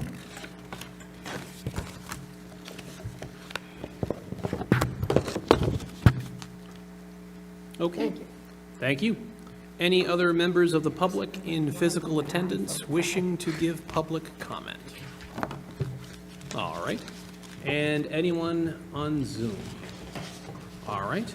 So that concludes public comment, and that brings us into the town manager's report. Mr. Brindisi. Great, thank you. Just a few items to report this evening. So I mentioned a few times during the course of the summer, David Gould, Director of Energy and Environment, has been working to try to complete the boardwalk project that is around the Lobster Hut. And so I'm happy to report that we are nearing the end of this project. We are expecting that the boardwalk will be complete by Friday and will be open for use this coming Saturday. So I know it took a long time. We had some problem with the contractor during the winter months. We were able to remedy that, but the second contractor was backed up with prior commitments, so we had to wait some time. So it's exciting to see this project finally come to an end. I also want to report that I think for the first time in Plymouth history, the town of Plymouth, through the Recreation Division, and much credit to Ann Slusser for working with Special Olympics. We're going to be having 2 basketball skills centers, one for young adults and one for ages 3 to 7. I know Joe Young, our IT director, has been working alongside Ann Slusser to make this happen. So excited that we're able to participate and collaborate with the Special Olympics. Moving on, as I reported in the past, we are in the throes of master planning Forges Field and the Hedges Pond Recreation Area. So at the Manamet Youth Center on Tuesday, September 30th at 6 p.m., we will be holding a session to solicit community input into these two different planning processes. So again, trying to get out there, trying to get an understanding of what our community wants in these two recreation areas so that we can complete the master plan for both of those two projects. We are nearing the end of our pavement management program for this construction season. So we just completed Priscilla Beach Road, White Horse Road, and Bartlett Road last week. This week, we hope to complete Manamet Point Road, so those roads will be complete hopefully within the next week or so. And then a long-awaited project. So this goes back to April of 2022, where $1.3 million was appropriated to construct sidewalks on Route 80. We are finally, after working with Mass DOT, as you all know, it's a state road, and others, we're hoping to break ground in the next couple of weeks and start that project. Working closely with fire officials and inspectional services officials, we continue to work with the property owner of Burt's. So as you know, the fence has been erected, pest control has been complete. The fire department and the inspection services department will be blocking off the parking lot and the sidewalk in preparation of the tearing down of the Burt's structure. We're hoping that'll take place sometime later this week, but we're not certain when that date will be, so it may have to get pushed until next week. But again, in preparation of tearing down the Burt's structure. The fire chief is working very closely with the Department of Energy and Environment to conduct field surveys for the Community Wildfire Protection Plan. Those surveys will begin this week. First, we'll work with DCR officials on state land, and then energy and environment officials on town land. So that project is moving forward. That is, as you all know, that is one of the goals of the Select Board this fiscal year. I just want to alert folks that a 9/11 memorial will take place this coming Thursday. So it'll take place at South Spooner Street at the 9/11 Memorial. The program will begin at 9:45. Those folks that cannot attend in person, you can watch it on the local scene. I want to recognize two of our newest police officers who graduated this past Friday. The first police officer is Lexi Asfa, and the second is Callahan Gibbs. Both of those two police officers will go through their field training experience, and within 8 weeks, they will be working on the road by themselves. So congratulations to those two individuals. And last congratulations goes to Christine Boyles, who was a longtime librarian for the town. She worked 7 years, almost 8 years for the town. She retired this past week. So congratulations to Christine, and I want to thank her for her commitment to this community and all that she had done during the course of her career. Pending any questions, that's all I have. Thank you, Mr. Brindisi. Any questions for the town manager? Hearing and seeing none, we will move into the next item on our agenda, that being Select Board discussion. First of all is new business. Does any member of the board have any new business? Yes, Ms. Iaquinto? Yes, thank you. So last week, I received my notice of the renewal of the Community Choice Power Supply Program. I'm sure a number of people out there also received the same notice. I was chatting about it with a friend over the weekend, and it got me to thinking that heating season is fast approaching, and I know that we all had great concerns about the cost of energy last year. And we had a presentation. I was not on the board at the time, but I remember Eversource came in, our state delegation came in, kind of gave a briefing and an update on where things stood. I was wondering if it would be possible if we could organize some sort of community forum where we invited Eversource in and perhaps our state delegation so that they could give us a sense of what we might expect for this coming winter. And also, they had talked about in the spring, if I'm remembering correctly, about a number of programs and initiatives that they were looking at to try to manage costs and kind of rein them in. I think that if we could make that happen, that would be an amazing educational resource for me and for all of our residents, because I know that we had a few shocking billing cycles last year, and if we could do anything to prepare people and give people an opportunity to ask questions and to get a better understanding of what was happening, I think that would be great. And I am more than happy to work with whoever I need to work with to make that happen. So this would be something outside of a select board meeting. It would be truly a community forum on a date that we would choose that would make it accessible to as many people as possible. Thank you, Ms. Iaquinta. So we could certainly try doing that. We could see if we could get a room that could have television capabilities with local scene, like here or the 1820, depending on what day of the week it would lie in and what availability that would be. And we could invite the state delegation to participate, because I know they did one at either Plymouth North or Plymouth South. South? Yeah. I don't, okay. And I don't think that one had, yeah. I don't think it was televised. So if we could, some people may not want to come to it, but they might want to observe it from the comfort of their home or watch it online at a time that's convenient for them. So we could try and avail. I know it is an interest of public, it is a public interest, but is obviously not something the select board can directly control, the cost of our electricity in the community. So we can certainly follow up with both the state delegation and Eversource about that, and local scene, and try and get something scheduled in the near to medium future. That would be great. All right, no problem. Anyone, did you have any other new business, Ms. Iaquinta, or is that? There doesn't have to be. I have a letter. You have a letter. Well, I'll circle back when it's letter time. Any other new business from any other board members? Mr. Cohen? Yes, not sure if this is new or old business. It appears to be new. So tonight we heard a presentation made by different individuals who have applied for CPA funding. The CPC is met. The CPC is making its recommendations to town meeting, and these are taking the form of articles that are on our warrant that are going to town meeting. I believe that it's important that this board, the select board, hear all of the articles coming out of CPC going to town meeting, not just articles that may be categorized in one circumstance. I think for true transparency with the community about how their CPA funds are being used, about treating all applicants equally in terms of the process they're going through.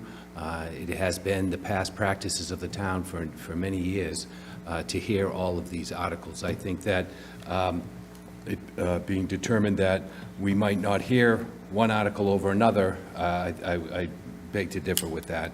I prefer that we hear from the article from Habitat for Humanity to build an affordable housing unit. I would like to have that placed on the agenda. I'm prepared to make a motion to put it on the agenda in the near future so we can hear that article.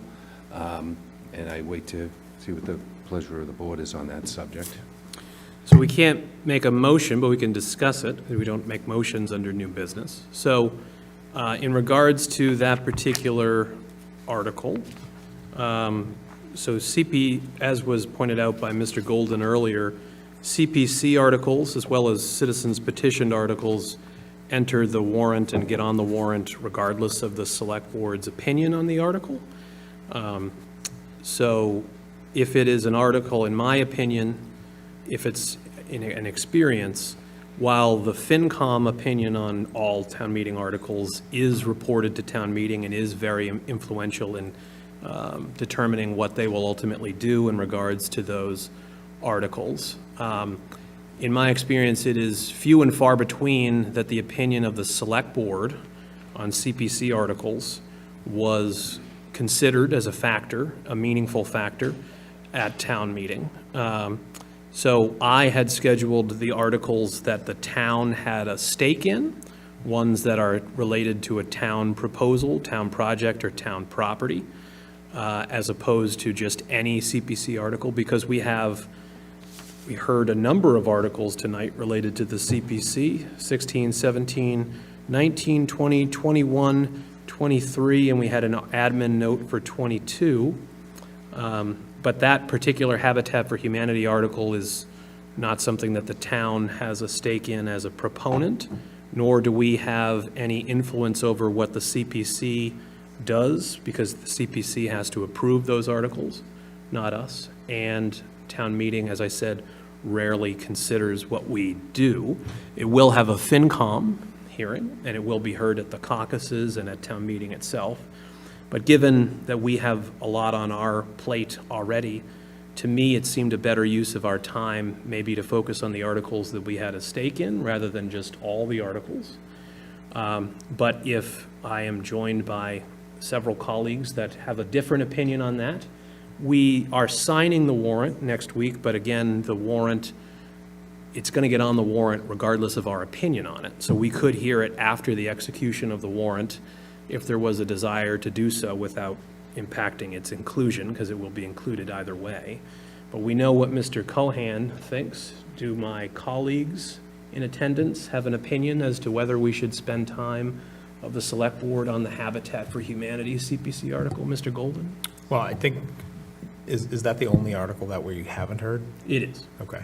I mean, I think if a board member wants to hear the article, I don't see the harm in us discussing it. And although we might not have a significant impact on town meeting, I think there are some people who listen to us. Okay. Ms. Iaquinta?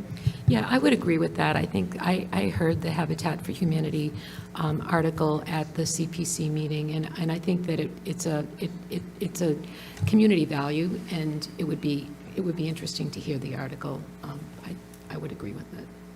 Okay. So we can put it on an agenda. I can follow up with the chair of the CPC and see what time would work for his schedule. Since it's, as long as we do it before town meeting, it's not time sensitive, because it will be on the warrant regardless. But we can include that on a future agenda. Mr. Cohan? Just one note. Your point's duly noted, but I do believe people are interested in the opinion of the Select Board. We're elected by the people. The people should have a firm grasp and understanding how we feel about these articles when it becomes to affordable housing, historical preservation, and land acquisitions. The use of the CPEA fund, I think it's important that the residents know how their board members feel about these articles. I understand your argument, but I also point back to the past practices of this board for the last 23 years and the precedent set by those activities, that we might want to move in a direction where we consider those articles. Thank you. Any other new business? Mr. Golden? Thank you, Mr. Chairman.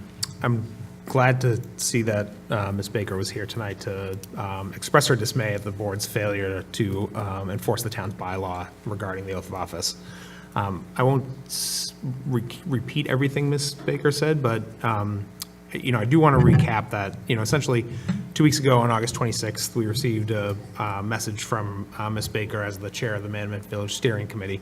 You folks all have that message in your email, and I'll provide one to Ms. Kennedy, who's taking our minutes here tonight. In that message, she requested that we enforce the bylaw. Her first message, she asked that we address an issue about an appointee who came before us. Among her concerns were that the appointee was not participating in meetings, that she failed to acknowledge the open meeting law, that she didn't take the state-required training on conflict of interest, and she wasn't even sworn in to serve on the committee. Ms. Baker's request was simple. We re-advertised the position so that someone committed could be appointed by this body. On September 4th, we received a second message. Again, you all have that in your email, and I'll provide a copy to Ms. Kennedy for our meeting minutes. In that second message, Ms. Baker renewed her request. She cited General Bylaw 123 for the town of Plymouth, which concerns the oath of office. It states that all elected and appointed officials shall be qualified by the town clerk within 30 days of their appointment or reappointment, except where a different period is specified in the general law. If an appointed official, specifically the appointed official, is not qualified within this period, his or her, I assume, appointment shall terminate, and the appointing authority shall be so notified by the town clerk. I responded to Ms. Baker's message on that date. I concurred with her assessment of the situation, and I requested that the position be reposted. Later that week, Mr. Canty, I asked Mr. Canty to add this very discussion and related items to tonight's agenda, and I was denied. Although open meeting law permits items to be added to the agenda with 48 hours' notice, Mr. Canty cited a recently adopted policy that we only allow new agenda items by the close of business 10 days in advance of the meeting. I'm not certain that we ever discussed that as a group. I think that might be a chairman's prerogative rather than a policy. However, I think the important thing here is that when an urgent issue like this comes up, we have to be more flexible, particularly when it's a request of a duly elected select person to add such an item to our agenda. Since we couldn't have anticipated this in the 10 days prior, I think it's worth having a little bit more understanding and being a little bit more accommodating. So I think we have to revisit this policy, this 10-day policy. So I would ask, Mr. Canty, that you put this on the agenda for our next meeting after our Manamet on the Road meeting. That we put what on the agenda on that meeting? That we put on the agenda a discussion about the 10-day notification for agenda items policy on the agenda. Are you making any other requests in regards to your comments? Not at this time. Okay. So, in regards to the discussion that Mr. Golden and I had via email, I characterize it a little differently in that my response was not that it couldn't be added pursuant to the open meeting law or that the policy in general, but that the backup material that was requested, a report of all board and committee members that are not in compliance, I did not think could be completed within a reasonable time for the members of the board to receive it and review it. The town clerk was able to produce a report yesterday that detailed the width and breadth of the issue. But when the issue came forward about the appointee that was referenced earlier, it occurred to me that it may be a larger issue than just one appointee. And I thought that in the interest of setting a policy as the policy-setting board, that it was to our benefit to have the full knowledge of that problem, if it existed, before we entered it onto an agenda. So that was the justification for not including the item on tonight's agenda, not the 10-day policy that nothing in an emergency, something could be added, but that in this particular topic, I think we needed more information before we could make a responsible decision.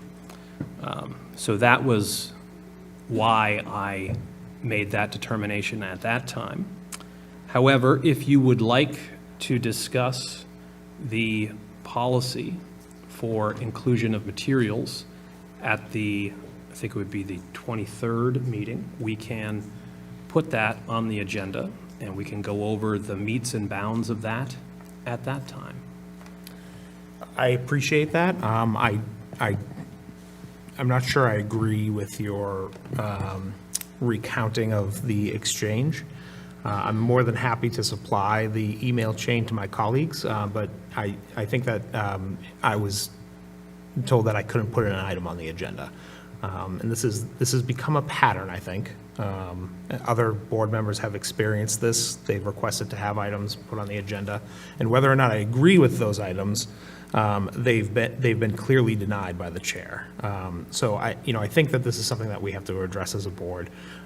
This is our agenda, and we are all equal partners in this. You may be the leader of this board as the chairman, and I understand that it is your prerogative to set the time, place, manner, and items to be discussed. But we are all equals. We are all elected by the town at large, and so I think we need to discuss the placement of agenda items, specifically the newly adopted 10-day period. And we can put that on the agenda for the 23rd. Thank you. You're welcome. Other select board members with new business? Mr. Cohan? Mr. Golden brings up a good point, and that is how we're approaching our agendas and what we're putting on them and how we're hearing back from the committee members, the board members, about putting those on. So I'm glad to see there'll be a discussion about how we'll proceed on that. But also, I think we do have to, just listening to this conversation, obviously we've discovered something that's been brought to our attention in terms of committee appointments and being sworn in, and how are we going to move forward and address that? When is that going to be on the agenda? Because it does seem to be a problem that's persisting across the town. The Little Red Schoolhouse is running into a circumstance that's very similar to what we just heard about North Plymouth South Manamet Village Steering Committee. So I think the time is of the essence that we address this issue. As much as the policy, I get that, but right now I think the priority is dealing with this thing that we've discovered in terms of a committee appointment and swearing in. Yes, so I have spent a considerable amount of time over the last couple of business days on finding out the details of that. So I would propose that that is something that we could add as well to the agenda on the 23rd for a possible resolution of that issue, and see there are some options available to us going forward as to how to address that. But I think the number of people that appear to be in non-compliance suggests that it is a system failure as opposed to an individual failure. And so I think it requires a system solution. But I wanted to discover the depth of the problem before we addressed it. I think we have discovered that, but now to distribute that to the other members and propose a potential solution, but then it'll be up to the board as to what we actually want to do and whether it's that or something else. And I hope the board members are included in that discussion as it Well, moves there will forward. be it'll be an agenda item, Right. so you would be, yes. Mr. Golden? I know that the town clerk is still working hard to resolve this issue. But, you know, I hadn't planned on addressing the depth and breadth of this, this item here tonight, but since it's been brought up, I think we have to provide some instruction to the town clerk about getting these folks who are non-compliant at this point in for a swearing in. And because of the number of folks who have not done so, I think we have to give a strict timeline. I would propose a 7-day timeline for them to get in and get sworn in. So you would propose that effective today? It's late in the hour, so I would say tomorrow. Give folks until next Wednesday to get their affairs in order. Okay. Well, I mean, although I agree that it is a significant issue that deserves board attention, and we could, if there is a consensus on the 7 days today, go forward with that. I would just point out that the number is large, at least from what I can see. People that have not been sworn in 2024 and 2025, it appears to be, from our appointees, approximately 90 people. So that's why I think it might be a system issue, because that's a large number of people. We have addressed some of that with updating the responses, the emails that you get when you're appointed, so that in the future you will be aware of the time frame with which to take the oath of office. We have an onboard system. It's the name of the brand of the system, called On Board that is managing the board and committee appointments. And that system can send out automated responses, and I've worked with our executive assistant, Ms. Anderton, to update what is sent out there to make it clear to folks. But I think that although some people may have known it and not complied with it, I think that for many people just getting involved in town government, they may not even know what a bylaw is. So they may not know to search for it, and they may not know to comply with it. And, you know, town government, this form of government can be there's a bit of a learning curve in getting involved, and we want to encourage more people to get involved. And also, although there is precedent, because one of the things that I discovered was in looking into this is that the prior town clerk, Mr. Pizer, did reach out to at least several people in 2019 who were not in compliance at that time, some of whom had not been sworn in for upwards of 17 months, to remind them to come in and presumably allow them to be sworn in without any further action. Technically, the text of the bylaw does say if you haven't complied within 30 days, your appointment would terminate, which we could do a 7-day grace period and be done with it. But another thing we could do is, to comply with the law, is we could appoint all of these individuals as a slate on the 23rd, and then that would start their 30-day clock. If they come in within that 30 days, then great. If they don't, then their position is vacated and we re-advertise. But I would not want to, re-advertise for all of those positions if we could avoid it. So that's why I was hoping for a more robust discussion when you've had opportunities to review the materials. But we can continue discussing it. Mr. Callahan? Your mic. The idea of creating a slate and giving them 30 days is half addressing the issue at hand, where you really would, as indicated by Ms. Baker, that in looking at this, that you'd have to re-advertise, and... You wouldn't have to. It's up to us to manage the Right, I appointments. know, but it does appear that if we were going to go by the letter of the law, that would be more of a re-advertisement, reappointment, 30 days. So so the text of the bylaw says, all elected and appointed officials shall be qualified by the town clerk within 30 days of their appointment or reappointment, except where a different period is specified in the general laws. If an appointed official is not qualified in this period, his appointment shall terminate, and the appointing authority shall be so notified by the town clerk. So we have the discretion, if we wanted to reappoint them and give them an amnesty period to restart their clock, we could do so. Whether or not we would like to do so is a discussion point, but I thought that's why I was hoping to give you, and then obviously we want to solve with the onboard system the notification and information point going forward, so that this issue does not reoccur. But, I think it is a broader issue. Mr. Golden? Yeah, I mean, I don't necessarily think that reappointing without a re-advertising period is a good idea. Some of these folks are in violation or out of compliance for a long time. We're not just talking, someone swung in on their 31st day and got sworn in. There are some folks, the issue that Ms. Baker brought up tonight, I think we're on 85 days at this point for this person. And I know that they've been sworn in this week, but, I think if we're gonna follow the law, why aren't we following the law of the bylaw? That's what town meeting adopted. It's been on the books for 10 years. And, I don't buy that these folks didn't know that they needed to get sworn in.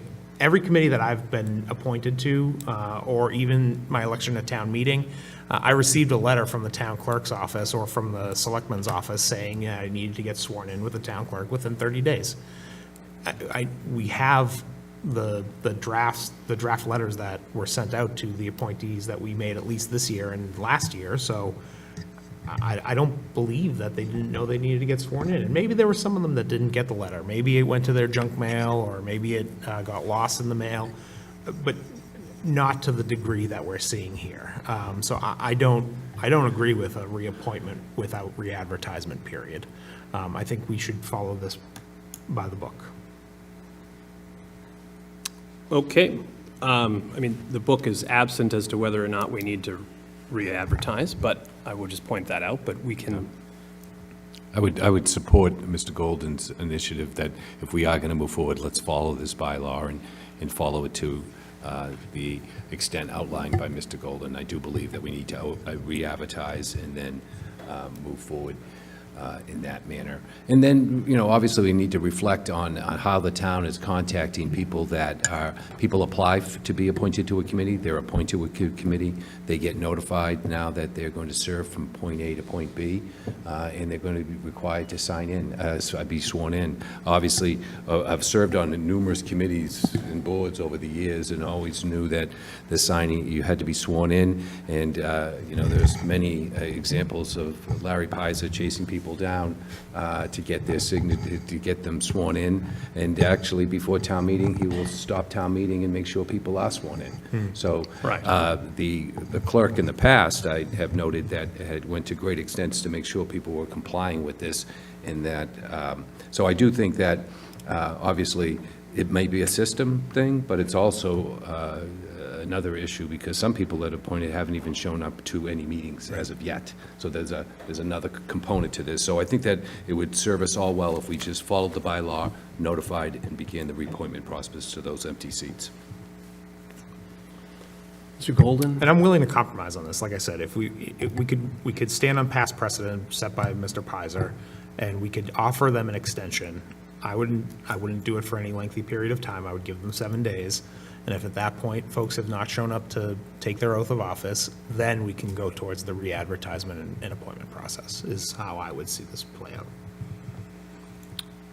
Other discussion, Ms. Iaquinto? Yeah, just given the sheer volume of people that have not complied with the bylaw, there definitely is something broken that we need to dig into and figure out how to make the system work more efficiently. But I do like your idea, Mr. Golden, of having a compromise, because the thought of re-advertising and reappointing for that many positions is really pretty overwhelming. It's hard enough to get people interested in these roles. If we have people that at least expressed enough interest to come here and be appointed, we should at least reach out to them and say, you're at risk of losing the privilege of serving on that committee unless you comply within 7 days. And I think that's reasonable. I'd agree. That's it. I support the compromise. I agree.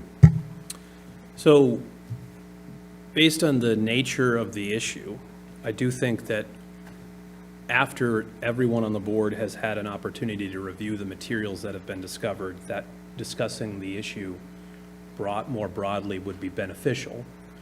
The next opportunity that we could do that would be the 23rd. So it's been proposed for a 7-day period. That's 2 weeks from now, the 23rd. Would members of the board be okay with, obviously, if they could do it in 7 days, that would be great, but since we can't hear it and discuss it in length until the 23rd, and we could get an update from the town clerk up to the 23rd from those that have been sworn in, would people be okay with giving an extension to the 23rd, and then we could decide what to do with those that have not been sworn in after that point, or do you want to stick to the 7 days? Mr. Gold? I mean, I think these folks have had ample time to get sworn in. I would stick to the 7 days, and then we can wrap our hands around the problem next week. If you want to give a little extra time, do it to Thursday. But by Friday, I want to report to us saying what this problem still is. Okay, so Mr. Golden would be okay with close of business on the 18th. Other opinions? I would agree with that. Okay. Comfortable with Mr. that. Cohan? I also agree. All right, so we will ask the town clerk to notify everyone on the list that has been discovered that is our appointee to come in and get sworn in no later than close of business on the 18th. And then we, on the 23rd, will add an item to the agenda about how we want to manage this going forward with those that have not been sworn in, as well as, just appointments going forward with notifications. Mr. Golden? Yeah, I wouldn't just do our appointees because the bylaw requires her to inform any appointing authority. So I think she should inform anyone who hasn't been sworn in, regardless of whether they're our appointee or the planning board or the moderator, whoever is the appointing authority. We're only going to have jurisdiction over ours, but she should absolutely reach out to everyone. And we can ask her to do that. I just, as you say, if the planning board did want to not reappoint someone or do something differently than we are, they could do that with their appointees. But, so we can ask her to inform all appointees that haven't been sworn in, but obviously we will only have control over our own.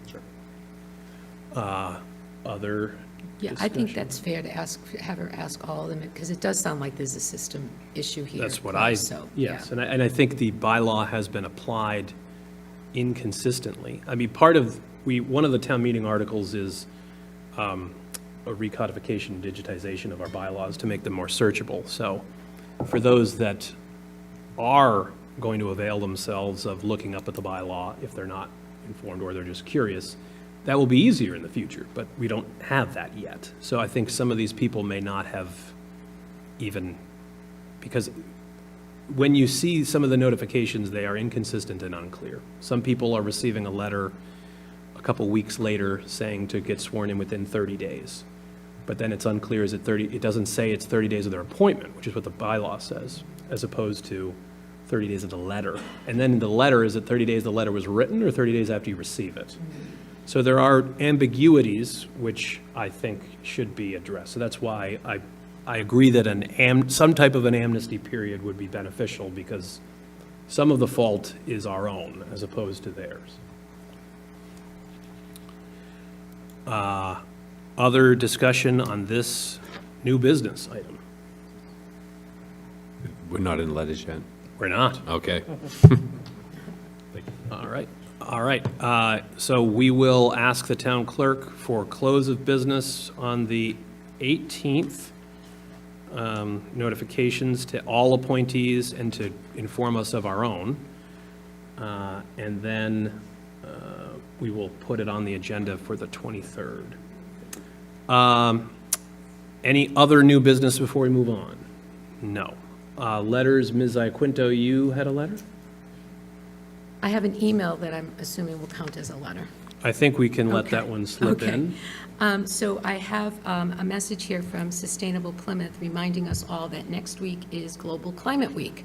And since the town of Plymouth has made a significant commitment to improving our climate resiliency, we wanted to acknowledge that, and they wanted to make us all aware of a number of events that were happening next week, so I'm just going to note a couple of them here. So Sustainable Plymouth, in partnership with the town of Plymouth's Department of Energy and Environment and the town's Climate Action Net Zero Committee, are hosting a film screening on Wednesday, September 24th at 4:30 at the library, and they'll be screening the film Hurricane Helene's Deadly Warning about major recent U.S. storms.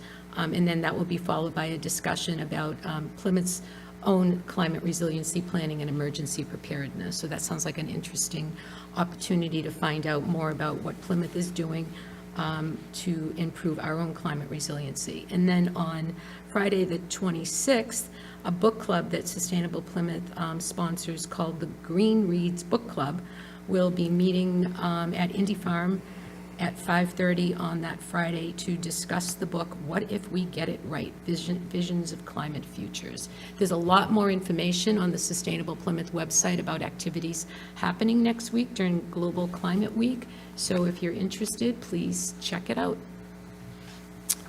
Thank you, Ms. Iaquinto. Mr. Cohan, did you have a letter? Yeah, I did receive a letter or a packet from a local architect, Anatol Zuckerman. He provided us with a packet outlining some concepts and ideas he has around affordable housing and providing us an architectural rendering of a possible efficient type of housing known as a triple-decker.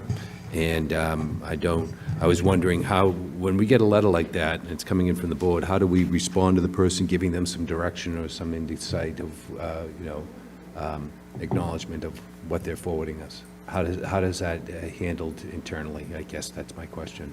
I guess it would depend on the letter. Sometimes individuals receive a letter, sometimes the group receives the letter. Sometimes we respond to letters, sometimes we don't. Sometimes there's no opportunity to respond because we receive an anonymous letter.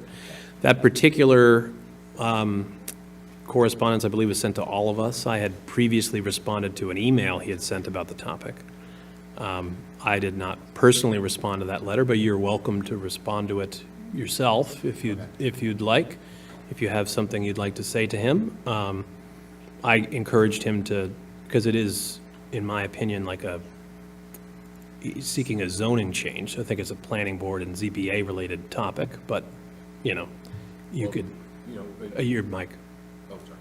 It would be nice to give him some direction from the board if that's the case. If you're telling him that, and I'm thinking the same thing, that he needs to look at zoning changes and direct him in the right direction, that might be some response that we could give him from the board if the other board members feel it's something that they're intending to do. But it's important that when a constituent sends a letter over to the board, we want to respond to them. It's obviously sent to the entire board. We all received it. So I think that it would be nice if we responded and gave the author of the letter some direction on what the next steps might be associated with his thought process around affordable housing in the town of Plymouth in his proposal, which would require some sort of analysis of the zoning, which would send him to the planning department. Yeah, I can give him that information again, if you'd like, if the other board members also agree that that would be the appropriate next steps for him to take if he wanted to take next steps. So I can. Okay. I can do Yeah, that. I agree with that, because I think that he's given this a great deal of thought, and it's a very interesting proposal, so I'd like to see it move forward to the extent that we can. Okay. Other letters? All right.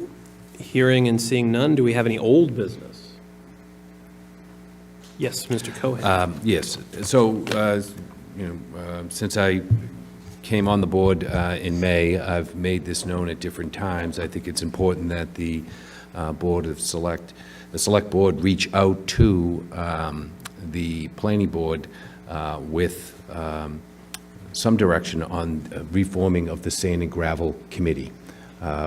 It's been talked about at different times.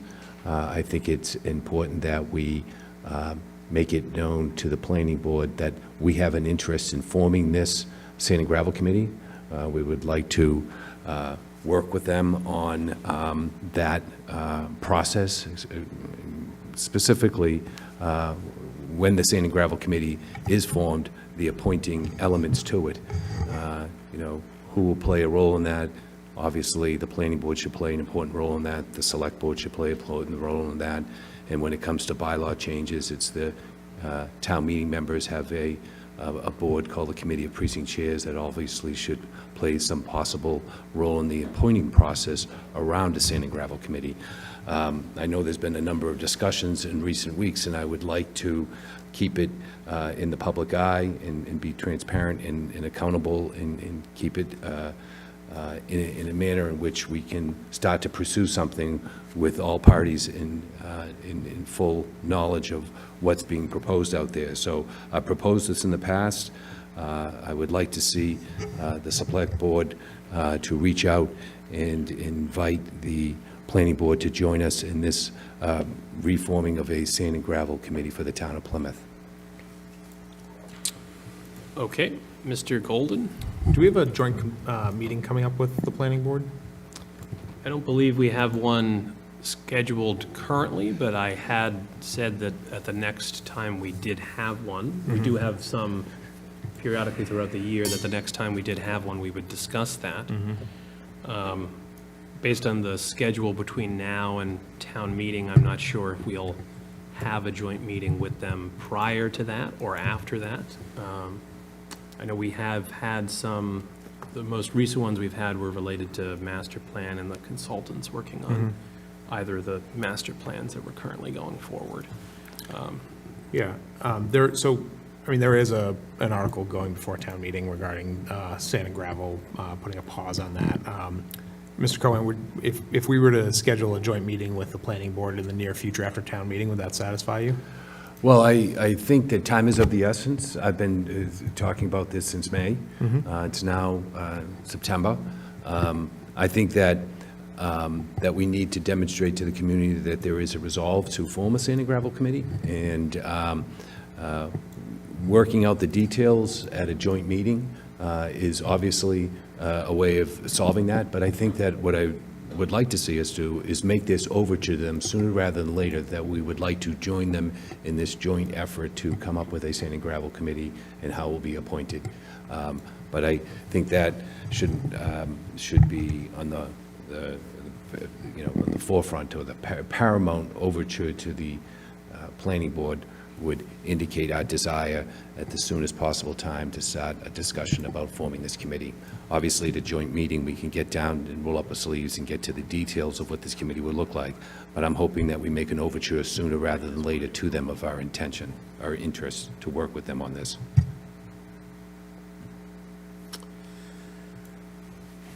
So I think we need a joint meeting with them to discuss it, because historically, it's been a planning board committee, and I don't want to overstep our bounds and our authority, and we don't direct the planning board. Zoning changes are their prerogative. I think we can speak to them at the joint meeting about our thoughts, have our input, and hear their input and their thoughts. So I know the planning department is having some staffing-related challenges at the moment that are beyond any of our ability to control, and do influence their ability to support a committee of this type, which it would need staff support from its beginning to its end. So I have previously and will continue to commit to, at the next joint meeting that we have with them, whenever we are able to schedule that we will bring it up. But based on the nature of the committee and what it would be doing, I do think that we owe it to the planning board to have a joint meeting with them to discuss it. Mr. Golden? I do think this is something that we've heard a lot from folks on the road, and Mr. Cohen has been asking for this for several months. So I do think we should at least, as he said, make that for an initial outreach to the planning board to see if we can schedule a meeting soon. We can do that. That would be helpful if we could reach out to them as soon as we possibly can, telling them that we want to sit down and talk about this. I don't want to, the planning board has a responsibility, but the select board has a responsibility when it comes to growth and development and things of this nature. So I don't want to steal their thunder or take away or encroach on their responsibility. But I do see it as a responsibility of the select board to be participating in this discussion about bringing back a sand and gravel committee and having a say on how that committee is appointed.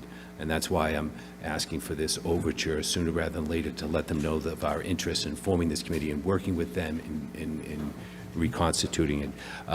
I know that there's been concerns about staffing. It was something that was brought to my attention after discovering and going to some meetings of the Agricultural Committee and the Conservation Commission. It was clear to me that the town was operating without the proper level of staff, not only to support a committee like this, but to do its day-to-day operations as it regards to the implementation of the Wetlands Protection Act. And it's clear that the Department of Planning and Development and the Town Manager's Office has had a chance to engage the Office of Human Resources and start the beginning process of hiring that conservation agent or address the staffing issues that they had reservations about. So I know that issue was brought up, and I know that staff is working on it. So I wouldn't want to say that the staffing issue would be a rationale for us to refrain from making an overture to the planning board sooner rather than later of our interest in forming a new sand and gravel committee. All right, any other any other old business, rather? Hearing and seeing none, do I have a motion to adjourn, having completed our business? So moved. Mr. Golden has moved that we adjourn, having completed our business. Do I have a second? I'll second. Ms. Iaquinto has seconded. Any discussion? Hearing and seeing none. Mr. Golden? Yes. Ms. Iaquinto? Yes. Mr. Cohan? Yes. And myself, yes. We are adjourned at 8:24 PM. Thank you.